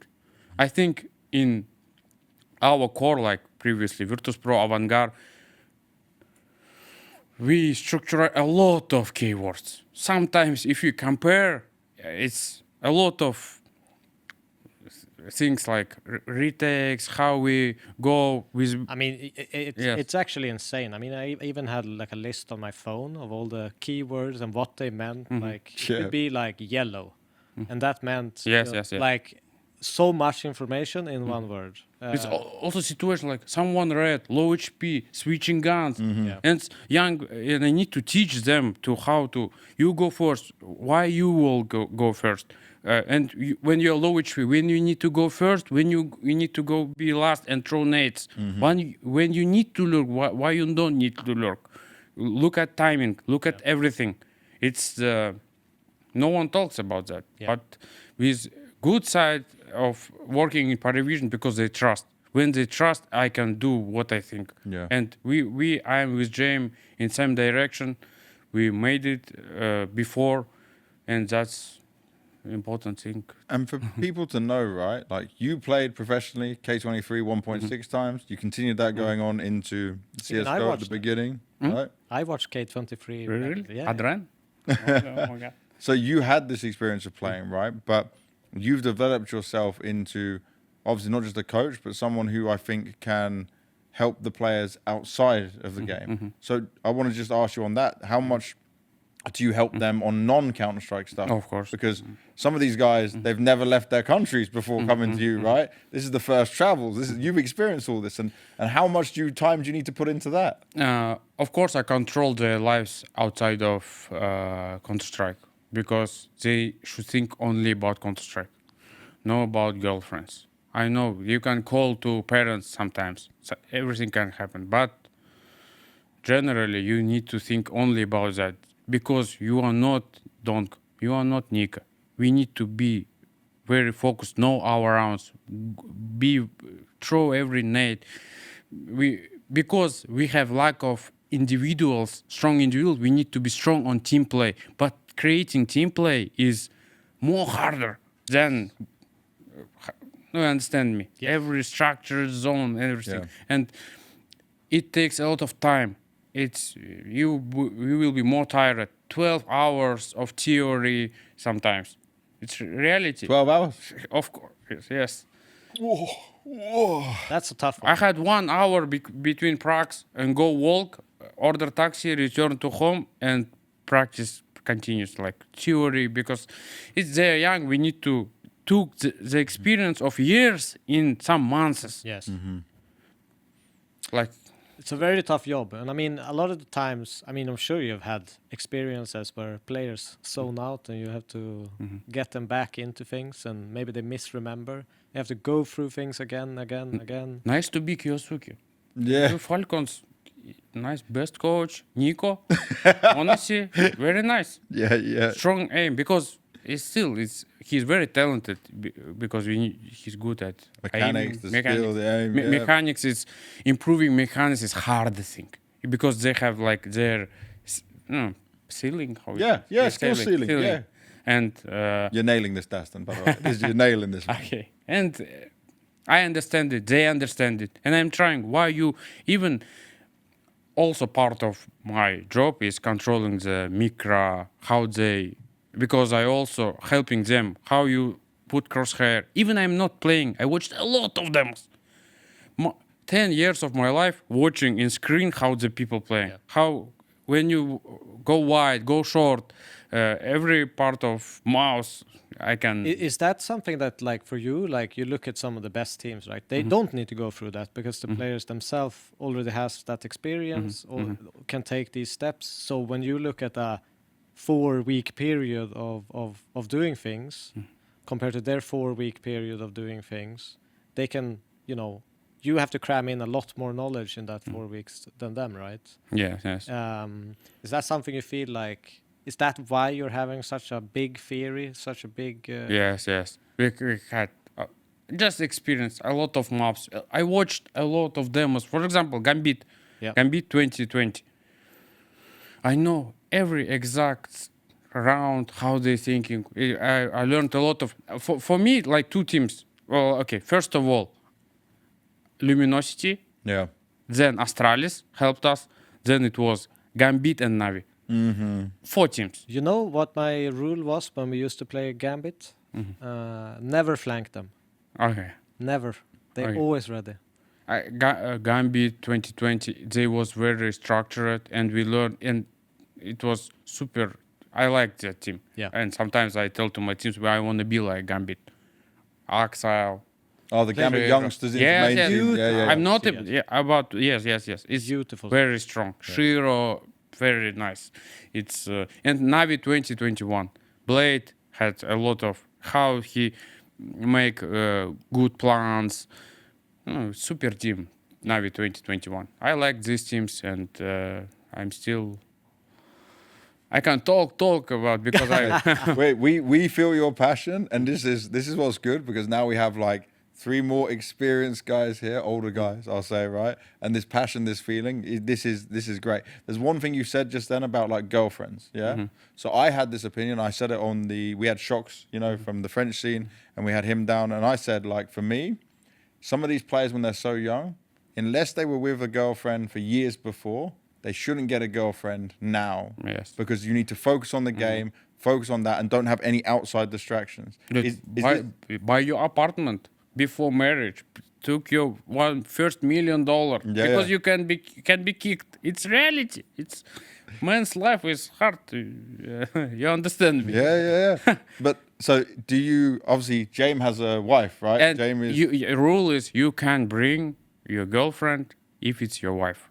It's like only James can because it's like already good relationship. Long time, no long drama, term. no headache. Even James didn't. His wife he know her maybe 5 years, and after 3-4 years only he started to bring her. Yeah. It wasn't like I want girlfriend to the tournament. It's unbelievable. But do you think that, like, for players, and especially in your team, do you say like, okay, it's just CS, we can't have these girlfriends? What happens if they have a girlfriend and you come to the team? If the relationship is bad, I feel that the girlfriend has influence on him. Stop him playing, distract I him. will go talk with him, talk with CEO, because it affects to my job of Yeah. my result. I need to talk to boss. He will solve it because I told the problem. It's not my issue then. That's all. I already in PARIVISION it was that situations. I mean, these are some of the sacrifices you have to make if you want to be, you know, one of the best. You want to be the in best? CS. Yeah. Of course, if you are playing like Donk, you can do what. Okay, other rule.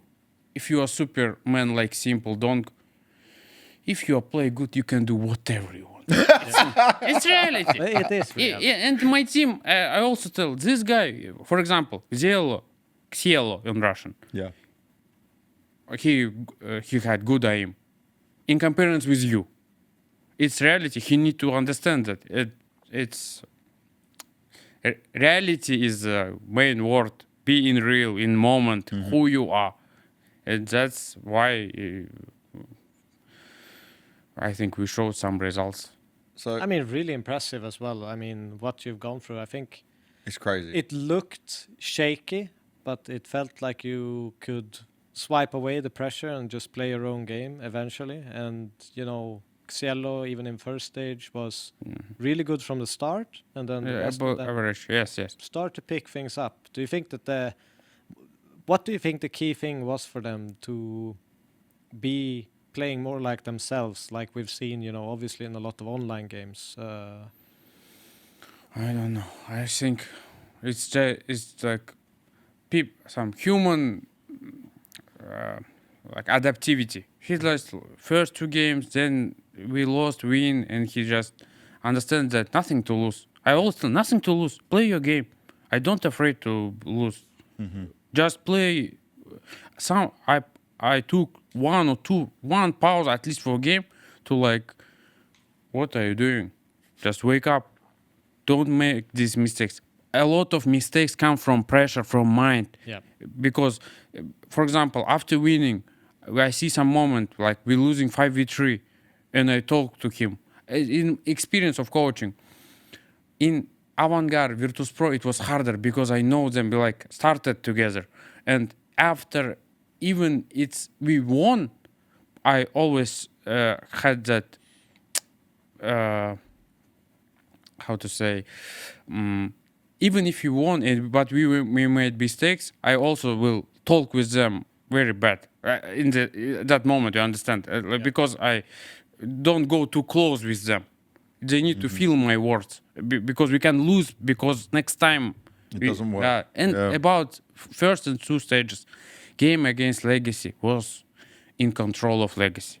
Game against NIP, Dastan was in their control. They overpicked us on 12-8 or maybe 12-9. Is that James? 5v4. Okay, James Clutch, it was third mistake. It was a retake, 5v4, I think, and they overpicked from breach on their side. And I showed the head right, AW, and boom. Yes, that's the reality. They throw the game. Yeah. And good that my guys know how I see the rounds. I don't. Controlling the overpicks, peaks, and when I see the guys playing against last like that, we will, of course, take our chance. Yeah. It's nothing like happened. They throw the Dastan train was, I think, also in their control, but they thrown away because we play more 100% like European teams, I think. Yeah. Yeah. Because they need to play. We have only 1 game. It's very important for us. While we're talking about this NIP match, right? It wasn't 2-1, you won 2-0. We're a bit bad on the graphics right now, but I want to take a quote. This is a quote from your voice comms, and it said, "Dastan in the match against NIP. Don't give them a chance, boys. They are struggling. I took a pause because they are scared as hell. Listen up, play carefully. We all understand the situation. The timer is working in our favor." Yes. So What does it mean? Yeah. Okay. First of all, this pause was we had 3-0 control on overtime, and when you are playing, you think that you're playing against robots. They like sometimes when you are young, you like experienced players like Nico. They understand that guys also like have pressure, but I always tell them that time goes for us because when you had lead on the timing of round because we control by every second. First timing, second, third, and they need to do something to us because we have advantage in score. Yeah. I talk it like a positive moment of the game. I call it some, you understand the calls? I mean, it's like, if you guys would rush, you would give them the best thing they could possibly have. Yes. Try to end Because the we round, know everything. Bring back their Yes. mentality. The slower, the more every second that passes, the more pressure build in a player. Yes, the more yes. likely he is to make a mistake. As more timer goes to second part, it will be more stressful. And these pauses, also after pause, you don't want to go fasting. Yeah, it's the Against Snappy. I understand. It's also for example, after 1-1, they rushed us on B. Yeah. I thought maybe I should take pause, and Bilchonok dies on B rush. And after that, why I need to use the pause to control B rush? Of course, in another next time, I will take pause and say to them, now is important moment. They have 1,500. We will control what they can do, what we will do. We win this round. Boost economy on 2-1, on 3-0. We have 10K. Let's play. It will be different. It might be different train game. 10-2, maybe 9-3, but it was 6-6. It was good score after 1-3. I've got one more quote for you as well. This one's just more a funny one. So it says, Beltranok, you have Jordan jacket, Jordan backpack, but 5 kills on Inferno. Yes. Bro. He's big fan of... Bilchonok lives in like some miracle life. I like to look, Dastan is Lionel Messi. He's so winning everything. It's Michael Jordan. Let's watch documentary. That's cool. I like that, but I like realism. You are Andrei Yasinsky, not Michael Jordan. You need to, of course, inspired by him, but be in moment where you are. But at least he think about something. Oh, my guys is, I don't know, 9th class grade education, sometimes nota, I don't know, I'm joking, like, we are living. How was his response? Did he laugh? Did he? Yes, Yeah. of course. Maybe first times when I speak them, they need some time, but generally, I can sit and ask, what's the capital of America? Yeah. He don't know. I don't know, what the fuck? Is it because you want to get them out of tunnel vision? Like when your focus is like this, you... I know about that problem. It's problem of Bilchonok, for example. Yeah. Overfocused. Fame also Yes. had like overfocused. Do not. You don't hear communication. Yes. you don't, He's too much in aim. Just locked in on the crosshair. Yes. And you can't properly thinking about what's happening. Yeah. But these questions is more about. I also told like 2-3 years ago, but in interviews, you need to be also smart in like general. You can't be. Donk is very smart. Yeah. He reads a lot. Nico very smart. Yeah. Yes. If you don't understand what's happening around you, you can't play good CS. Very true. Very true. And I can't be teacher. Sometimes when I'm speaking with my CEO, maybe I need to be also teacher like in school. Because what's happening is, I don't know, it's Mercedes-Benz, it's life, I don't know. I mean, I always used to joke that sometimes being a CS coach is more being a kindergarten teacher than an actual coach. Yes. Control everything. Yeah. A lot of things happen. But this, I think, for next podcast, I will tell more. So there's one last thing we need, because we don't want to take too much of your time, Dastan. By the way, thank you so much again. But so look at this. First stage, yeah? You make it through, but you go 3-2. You improve this stage against tougher teams, right? If you look at beating Liquid, Aurora, and IP. Now you're going into stage 3. With MOUZ. Tell me now. Yeah, you got this MOUZ game, but tell me now, are you feeling more confident for the team? Is now pressure off? I will tell. Okay. It's a good question. It's a question what I'm asking from me. Community will say I ask shit questions, but here we go. Dastan says good question. That's all I need. Okay, we have 2 days of off, like no games.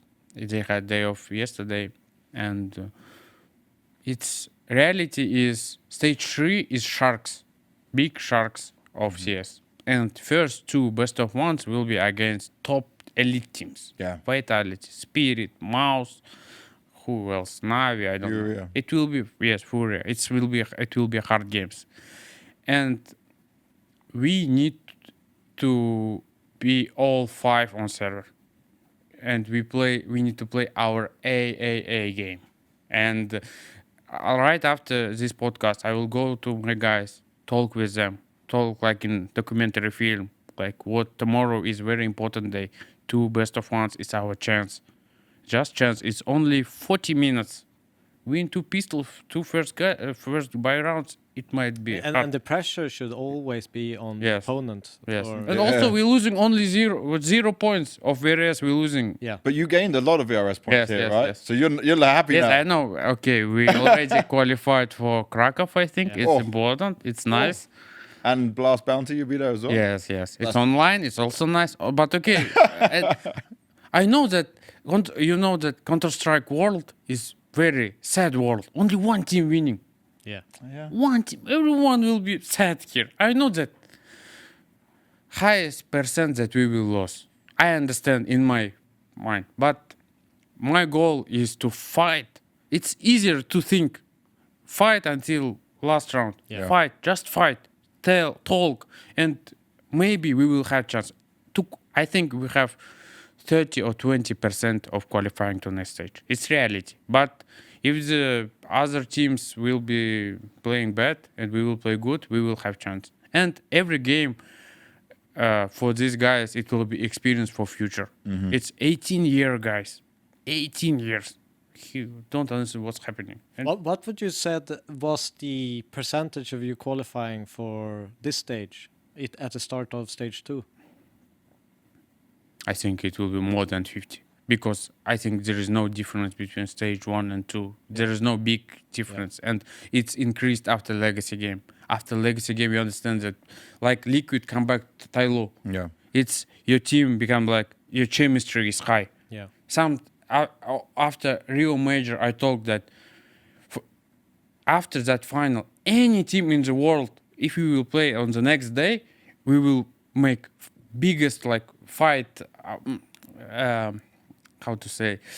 You have like strongest mentality at moment. Yeah. And you need to keep it.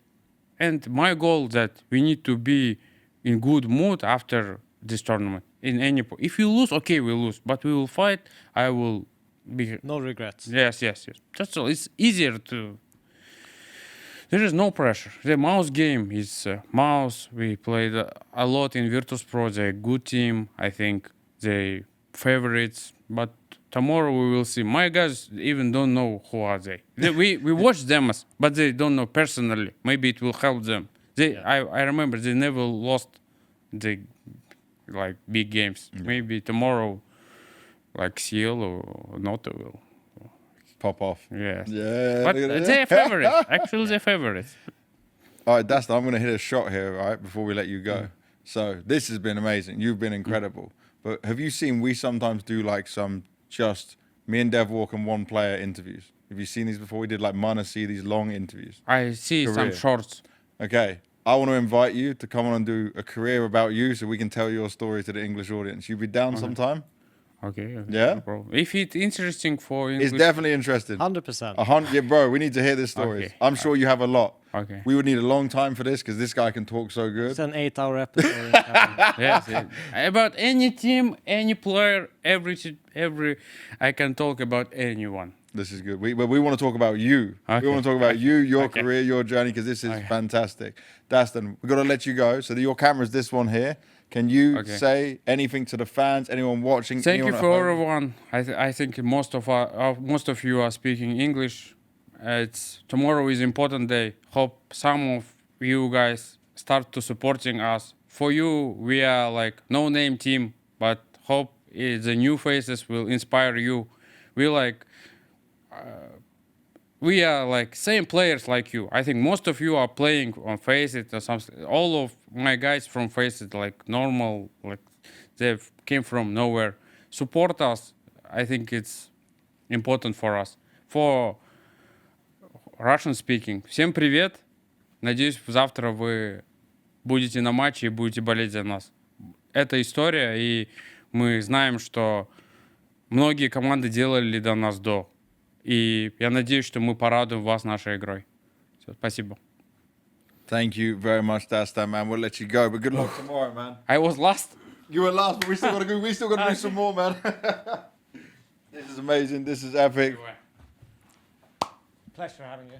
Big Boss is gone for now, but we will definitely get him back for a full episode because there are so many stories untold of what we need to know more of, man. But what great insight! I'm gonna stand by this. Most European players, most American players, could not handle what was just described, right? I mean, it's a different mentality. I probably couldn't. I'm not sure I could live with Dastan for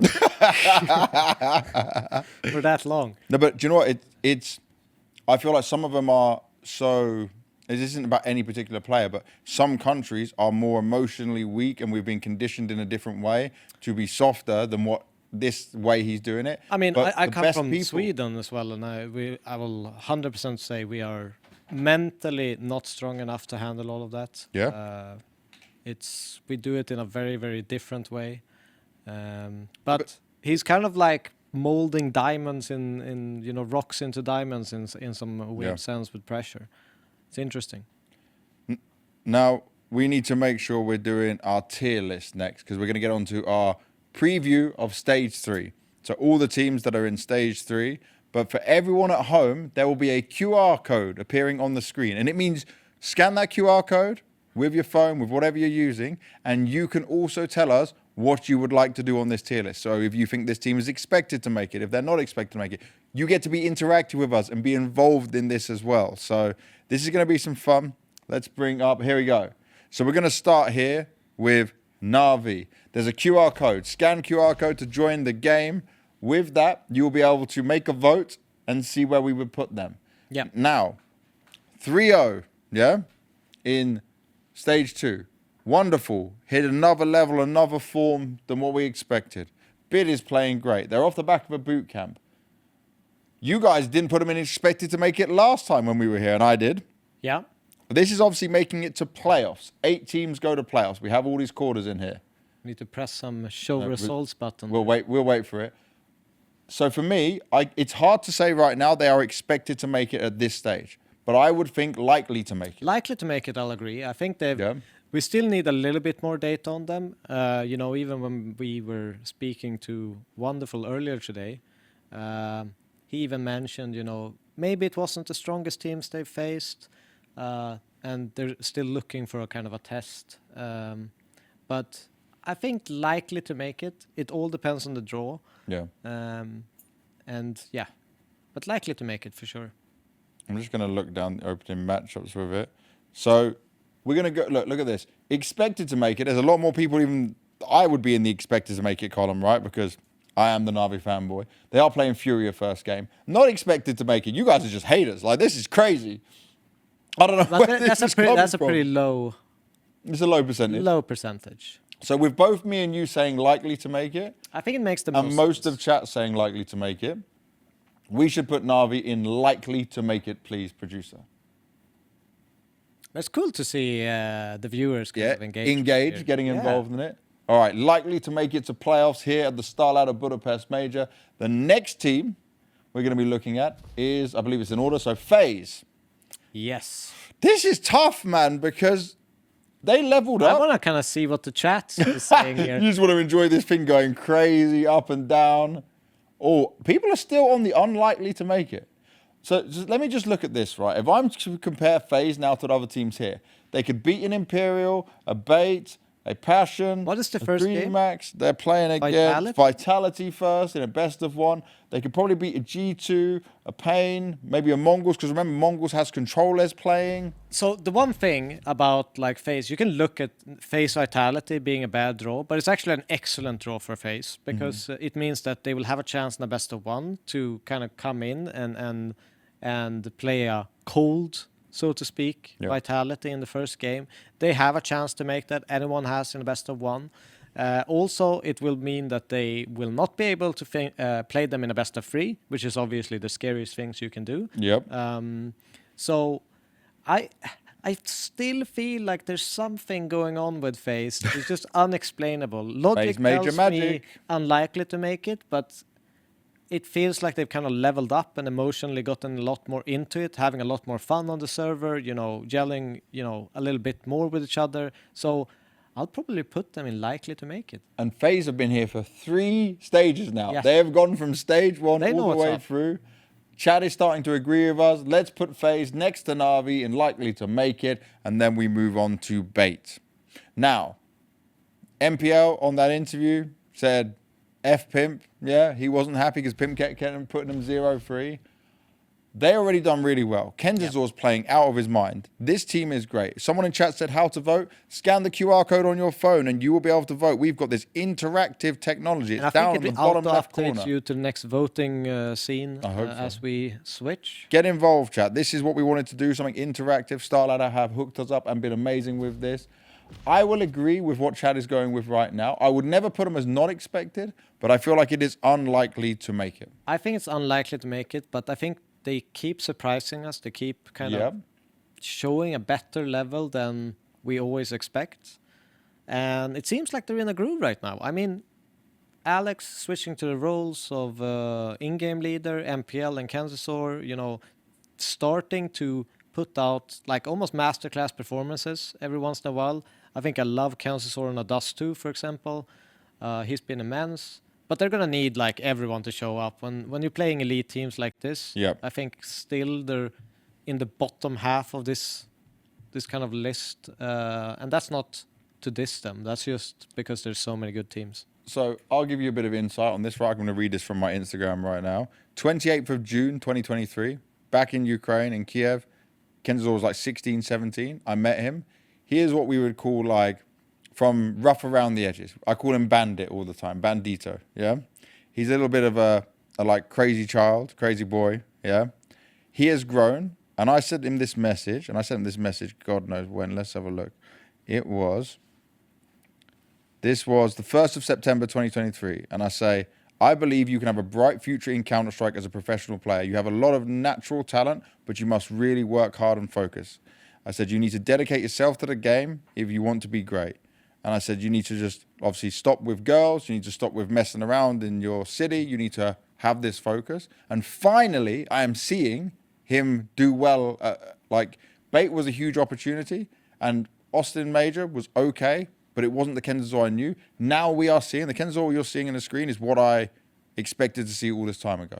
Yeah, I think he's the backbone of this team if they're going to make it. Him and MPL now, like, that's the way. Like, Kenzazor is a raw entry with... no fear in his mind, and he's so strong. The QR code, we need to keep showing the QR code because Chad is asking to be entered in as well. So let's put the QR code on the screen. If we can have it on there all the time, producer, that would be amazing. But Bait, unlikely to make it, but I still think like they're close to it. There's definitely a chance for them to have it. If we can take this QR code somehow and keep it up. Well, you actually don't need to show our faces. You can just ignore us. Just show this. It's completely fine. Give us this the whole time. Get everyone, every voter in. Yeah, put everyone in. Let's make sure everyone can vote and get on it. Yep, there we go. We are irrelevant at this point. Imperial, I don't know. I've constantly underestimated them, and I feel like I'm going to underestimate them once again. They've shown that they are, a good team. I don't think they're playing like good enough to be expected to make it. I would put them and agree with chat here to not expected to make it. But I feel like they can still pull off, some miraculous game here and there. Yep. I think they can get a little. They can get a little win in a best of one or something like that. I feel like there is a chance for sure. Yeah, I mean, if Tri keeps playing like he has, they have a chance of making an upset or two. But already, where they've gone is far beyond what anyone expected. Yep. They were in a crazy position. This is already way exceeding expectations. So not expected to make it makes sense. Let's move to PARIVISION. Bro. PARIVISION. It is... 30% chance. Dastan himself said 30% chance. I think, for me, I'd probably put them alongside with Bait. Yeah. At unlikely to make it. I think they've shown a good level. They are annoying to play against, and they have a little bit of a unique style of CS, which can throw people off. And, maybe they're a bit too inexperienced if they go against some of these big dogs, but yeah, unlikely to make it, but I still give them a chance. Unlikely to, yeah. I in a similar situation as Bait, I feel like Bait has more of that experience, but the system and style of PARIVISION and whatever way that Dastan is talking to him can put them in a position where they could easily upset a G2, Pain, Mongols, maybe even a MOUZ on a good day, on a Na'Vi, for example. Like any of those teams, they have a chance. So let's put it as unlikely to make it next to Bait. I think that's very fair. And he did say, someone in the chat said, Dastan said 50%. No, he said 30% chance to make it. 50% was for them making it to this stage. Yeah, 50% was to making it to this stage, so now he's lowered it to 30%. He is a realistic man, we know that, right? So that's where we are. All right, Liquid. Liquid. I also put Liquid, even though it looks like they've woken up a little bit, I still put them on the kind of the lower half of this. I could see them in a 2-2 game. I could see them, I don't know. It's a tough one because Not expected for me, bro. Not expected for me. I know you're trying to see something in this, but it took a massive power up from Ultimate when facing Elimination, but I still have concerns about if we get that Ultimate more consistently, but I see it so far a few times. Now, in this major, he was great. I'm not going to take anything away from Ultimate. I loved what I saw on all these games, even doing it against Astralis. But I need to see that at more events in the future before I could be saying, unlikely to make it. For me, they are definitely in the not expected to make it personally, even though that is harsh, just because of the form we have seen. Yeah, I mean, to some degree, I agree from what we've seen, but I feel like they have gotten to a point where, kind of like FaZe, they've woken up a little bit. They understand what it means to be here. So I wouldn't be surprised if even they'll make a better showing than what we expect. And they got I'd Spirit agree opening with game, not bro. expected to make it, but maybe my opinion would be more unlikely to make it. Okay, well, I'm going to say, you said more unlikely to make it. I'm more leaning towards that side. Okay, but I'm saying not expected, and then the chat is also 44 to 37. How do we balance this out? I mean, you choose. Oh, we can adjust later. We can adjust later. For now, put them in unlikely to make it. Let's see what other teams end there, and then we'll choose between it. So for now, they can stay there. Let's move on to Spirit. Spirit, to me, is a weird one. I think that this is way too much confidence from chat. Look at this. Expected to make it. Bro, they're not even in the top 4 conversation right now. It all depends, ever since, Sway and now Tenir has come in, they've looked shaky. It looks like they can lose to a lot more teams than we've seen in the past. Donk has probably been the most tilt playing in this lineup compared to in the past. Though Donk has still delivered. He's been better this year than his past years. So I think so, stats-wise. I think he's been better stats-wise. You mean this part of the season? Because he wasn't better than his 2024. His 2024 was still... I think 2025 is better than 2024. For real? Stats-wise. Yeah. Let me have a look. That sounds crazy, bro. Yeah, but for me, I'm more leaning towards likely to make it, but on the bottom list of likely to make it. I think that we could see them fluke and Okay, a 2025, game or two. 1.41 right now. 2024, 1.36. Okay, number-wise, you're not wrong. Number-wise, you're not wrong. I felt more impact from him. Obviously, he's going further in these other tournaments. They're going less far now. But I feel like with the team around him, my biggest issue with Spirit right now is that Zontix and Magic's both going. Meant that now I see some situations that Zwei plays into where Donk turns up to play backup, right? Zwei's still over peaking, gives up a kill too early. Then sometimes also he's like, Zontix would fall back, flash for Donk to go in, help out a bit more. We're lacking this team synergy. The positive I will say for Spirit fans is when I spoke to Chopper, he said at Hong Kong that Hallie gave him more freedom in Hong Kong to prepare the game plan, be more involved in the game plan, which is huge. Yeah, that's giving some more responsibility. But they both said, Hallie and Chopper, they can use Hong Kong and Chengdu, no matter the result, to have more idea of how they play the system. Because right now, even Donk said in an interview, at Hong Kong, to me, the system ain't working. Like it's delusional what they're doing. I mean, I see them as kind of being starting a system change, just like Navi in kind of the beginning of the year, with bringing in Makase. They know they need to change things. They know they need to shift things, and they've slowly done that and gotten to a point where it's starting to work. But I think that Spirit is in. They've had too little time to make full adjustments on the system without it breaking their whole game plan. So I'm a little bit shaky on Spirit. I'll say likely to make it. I'll say likely to make it as well, Yeah. but I would. So chat says 50% expected to make it.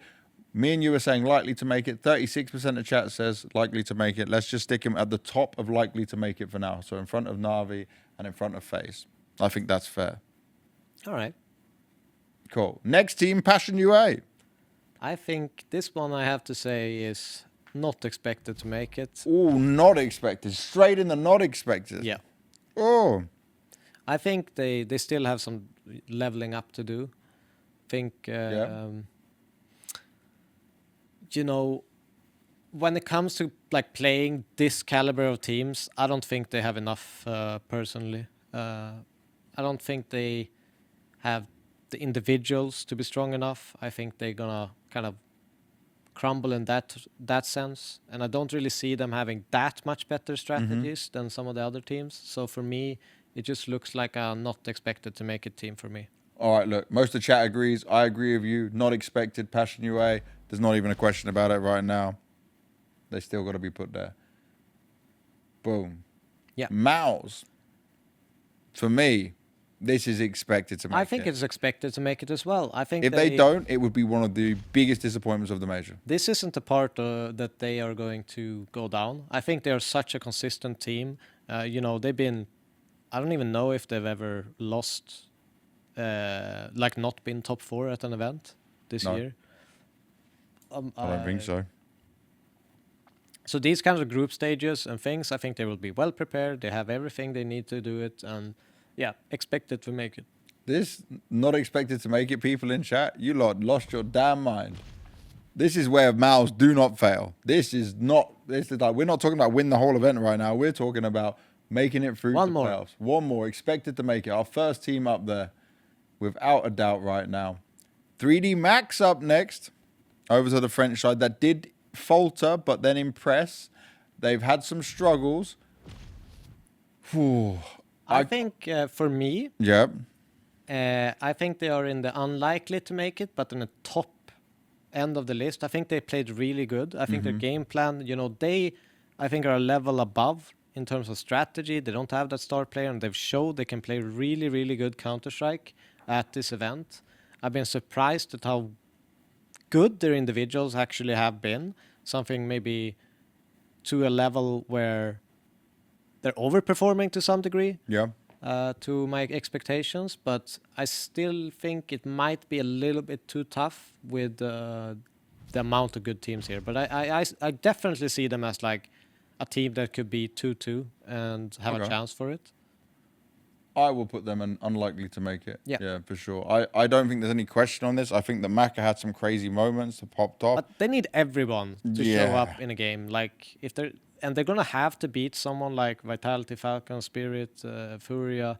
Well, like their first game, Na'Vi, 3D Max, you know. is against Pain, which they should win. Yeah. I favor them over Pain. That can give them a better chance. But then it gets tougher and tougher from here. Like they're getting an easier first round draw, and then it's rough for them. Yeah. G2 next. G2's got a crazy game. They're playing against Passion. That's a nice starting point for them. I think for me, likely to make it. Yeah. It's still early on in this kind of G2 project. I rate Source so high, though. I rate Source so high. Yeah, as me a coach. too. I think they will be well prepared for an event like this. They will have, you know, it's also not only that. I mean, once you get some of the individuals yelling and shooting a little bit harder, which I assume they will, I just see them as a very clear likely to make it. No internet retry. Good old hotel Wi-Fi we're rocking with. Yeah. I will say this. London was an overperformance when they won that. Everything was just hitting right. Heavy God had an MVP performance. Matty's was crisp and clear, like he was God tier. They have gone backwards a bit. They have struggled, but I still think the pieces are incredibly sharp. And this is a team I expect to come in well drilled from boot camp, very prepared. Hunter is still learning as an IGL, but he has always been a smart player. He's not an IGL who just got thrown into it. He is the player that G2 wanted to IGL for a long time. They literally asked him many times, and he said, nope, not doing it. I mean, he's always had leadership qualities, even... He's got that in him, right? You can see it. Yeah, he does it naturally. Maybe it's different when you're forced to do it instead of just doing it.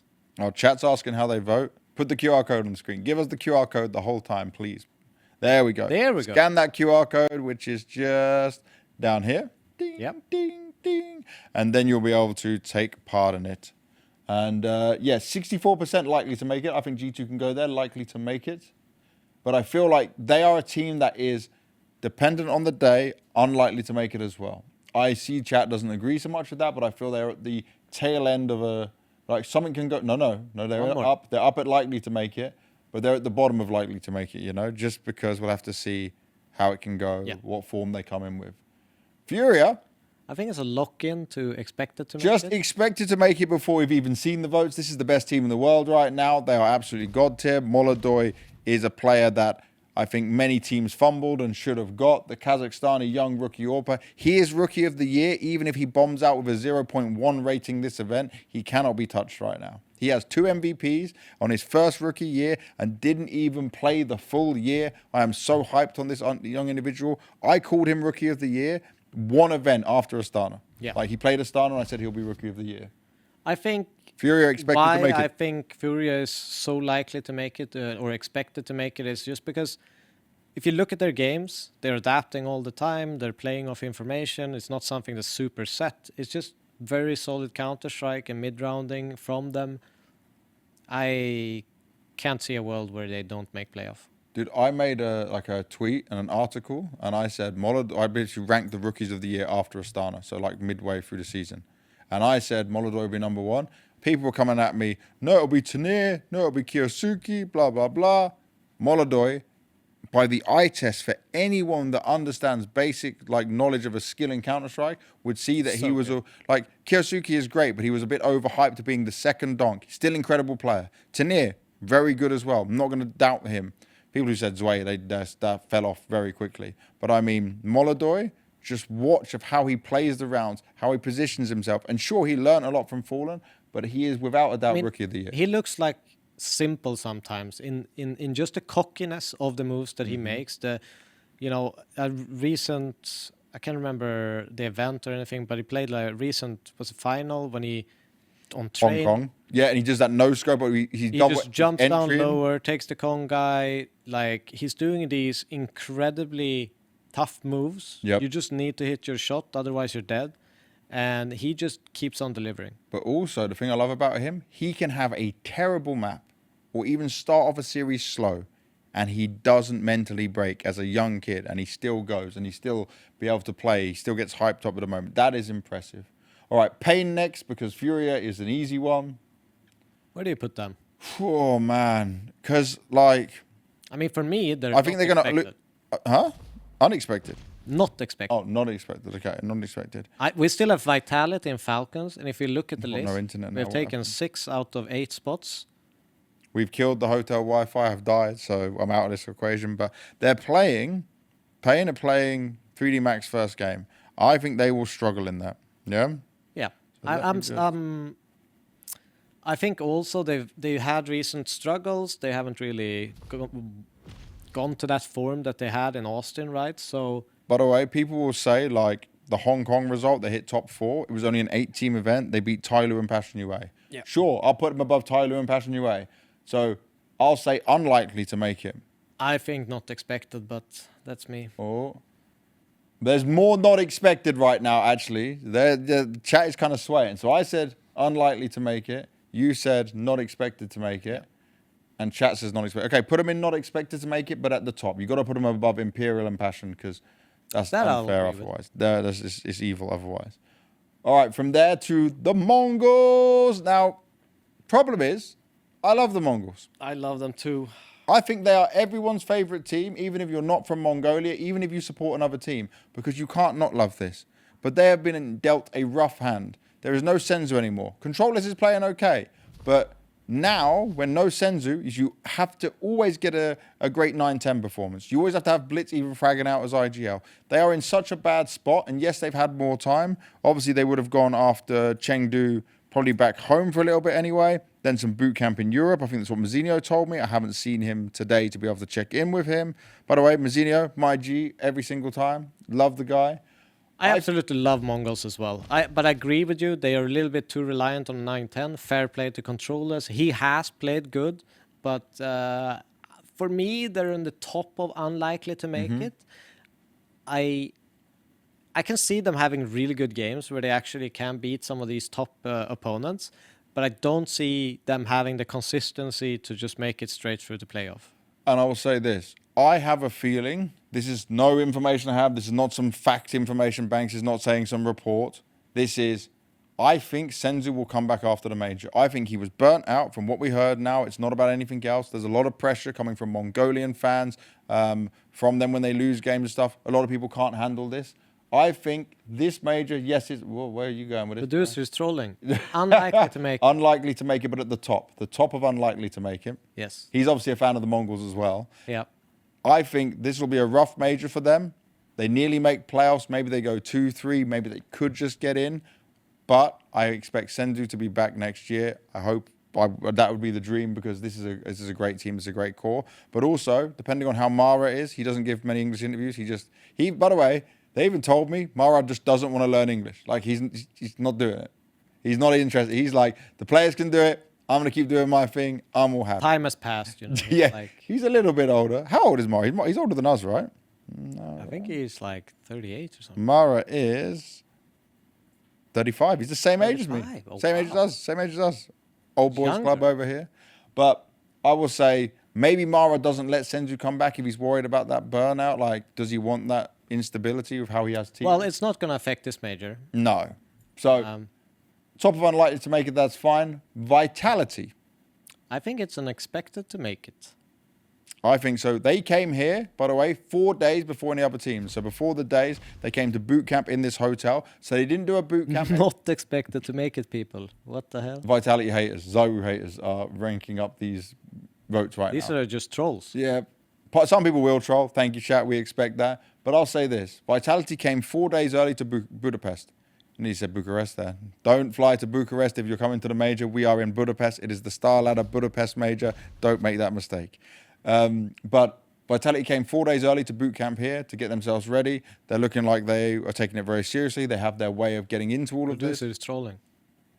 D. Okay, producer. Don't mess with Vitality. Expected to make it, straight up. Expected to make it. I would put Furia above MOUZ, by the way. No. Whoa. Yeah. And Furia above both of them. Yeah, that's it. That's now we're cooking. And the last team, chat, let's see. Falcons are playing Bait in the first game. This has upset potential written all over it, by the way, for this best of one. Because Falcons are known chokers at the major. But, okay, No. let's be realistic. No. I don't care about that. I legit don't. I think from the eye test, I haven't seen them flunk a group stage No, so far. that's true. They played every single time I've seen them play a group stage. They've looked like the best team in that group stage. And then they've slowed down and had a few issues in playoff. Mm-hmm. But I have everything to me tells me this is expected to make it. I think they've looked like the best team. Like I actually consider them like a top 2 favorite for this event to win the major for me. I was this close to making Falcons my predicted winner for this major. I have a lot of hope in them. I will say this. Falcons, you're right. Group stage. ESL Pro League, they didn't drop to map against MOUZ and 3D Max. Group stage, Chengdu, they rolled on through. Blast Rivals group stage, they rolled on through. So they do dominate in this sense. Okay, I'm with you, Devilwalk. Yes. But expected to make it probably above a MOUZ. Yeah? Not above a Vitality or above a Vitality. For me, above Look at chat, by the way. Look at this one. For me personally, I think that Falcons for me is number 2 on this list. You really think that Falcons could win the major? 100%. I'll put them in the conversation. I'm worried about the choking, personally. Sure. m0NESY's in fantastic form though. m0NESY is actually back. I think that you can talk about that, but I also think that the more I've seen them, the more they have figured out some of these issues, and it's maybe not a choking issue. Just like when we talk to Sipex, there's like Chat's below, we're completely saying you're wrong. They're like, no way. they're Vitality. it's fine disagreeing with me, but I Ask just chat think how many from majors what they I've won. seen, huh? Ask Chat how many majors they won. Probably a lot. They probably all have diamond pick'ems. Someone in chat, by the way, should write Devilwalk 2 majors, Nico 0. No. I don't want to be that mean. I'm positive on Falcons. I think Okay. they're going to surprise a lot of people. I think they could definitely win this major. Okay. That's my opinion. Well, we will have that conversation when we get to playoffs and see what we got. So we've actually got our top 8 teams in our mind. We got Furia, Falcons, Vitality, MOUZ, Spirit, Na'Vi, FaZe, G2. But someone could mess that up, and that could be MOUZ, that could be Mongol, Bait, PARIVISION, Liquid, or 3D Max. And then Pain, Imperial, and Passion are not expected to make it. There is our tier list, chat. Thank you very much for playing around with it. Tell me in chat now, did you enjoy that? Did you like taking part in this all? Because if so, we will do it next time as well. We've I never love had an having the interactive chat, segment. actually. I think this one with Falcons is a little bit troll. I think there's just a little bit too many Next time. Falcons haters. Or Next time I'm bringing an Alienware Hate laptop watchers? here, yeah, and I'm going to sit there and be like, chat, is Devilwalk an idiot? And let them vote. you would ask. Does anyway. Banks suck at CS? So I'm going to have all this fun with chat and just enter craziness in the whole time. But should we do some just last thing, predictions for the opening games, mate? Sure. Yeah? So, first game, MOUZ PARIVISION. MOUZ. I'm going to go PARIVISION just because Dastan hyped me up. Might be slightly delusional, but that's where I'm going. Imperial Mongols. Mongols. I'll say Mongols, but I think if Imperial has a chance to win a game, it's this one. Okay. Spirit Liquid. Spirit. Spirit. Oh, I'm what? 50-50. I'm 50-50. I don't think Spirit have looked that good. Nah, bruh. But they're not losing a best of 1 to these guys. I'm sorry. Passion UA G2. G2. G2. Vitality FaZe. Vitality. Huh? Vitality? Yeah. They have shaky first games at majors, even the ones they've won. I'll go FaZe. All right. Pain 3D Max. 3D Max. Pain. Okay. You just want to be anti here. No, I believe in Pain for the best of 1. Furia Na'Vi. I'll say Furia. I'll say Na'Vi. Bait Falcons. I'll say Falcons. I'll say Falcons because you persuaded me with the group stage thing. But I do think Bait have more of a chance than people might give them credit for. Yes. I mean, last was it last major they actually beat them? 13-8? Yeah. Yeah. Yeah. But obviously that was a long time ago. And I just think Falcons coming into the major, having all this mentality, we're great in group stage. They have shown that they can stumble. I still think they're just going to go to playoffs, no problem. But I do think there will be a bit of, ooh, up in the air and all this kind of stuff as well, you know. So, and the guy who said, lol, Na'Vi over Furia, dude, I am always coping on my team. I always think that they're going to do well. He picks Na'Vi in every situation. Everything, every time. I'm never not picking them at all. For one last person who won the giveaway, it is Nud LL. Congratulations to you. You would have won one of our amazing Corsair prizes. So thank you very much for Corsair for giving all these prizes for people to win. There was 3 given away across this live episode. If you are watching the VOD, next time be here live as well. I will just say, make sure you are subscribing to the channel on YouTube, all about CS. That's where we do podcasts, we do interviews long form with players. We've got one coming up with Wonderful that was nearly 3 hours long. That was absolute cinema because he never ever did a podcast before. Devilwalk, we're at the end of the show. Final words. I didn't actually overextend that much. We didn't finish at 11. It is So we get some sleep this time. 8:20. Well, no, it's 10:28. Producer over there, Roman, is clapping right now like this because he actually gets to go to bed on time. I've never seen him happy. Yeah, this is the happiest he's ever been. The camera guys are happy as well. No one fell asleep during this episode. That's perfect at the same time. Any final words, DW?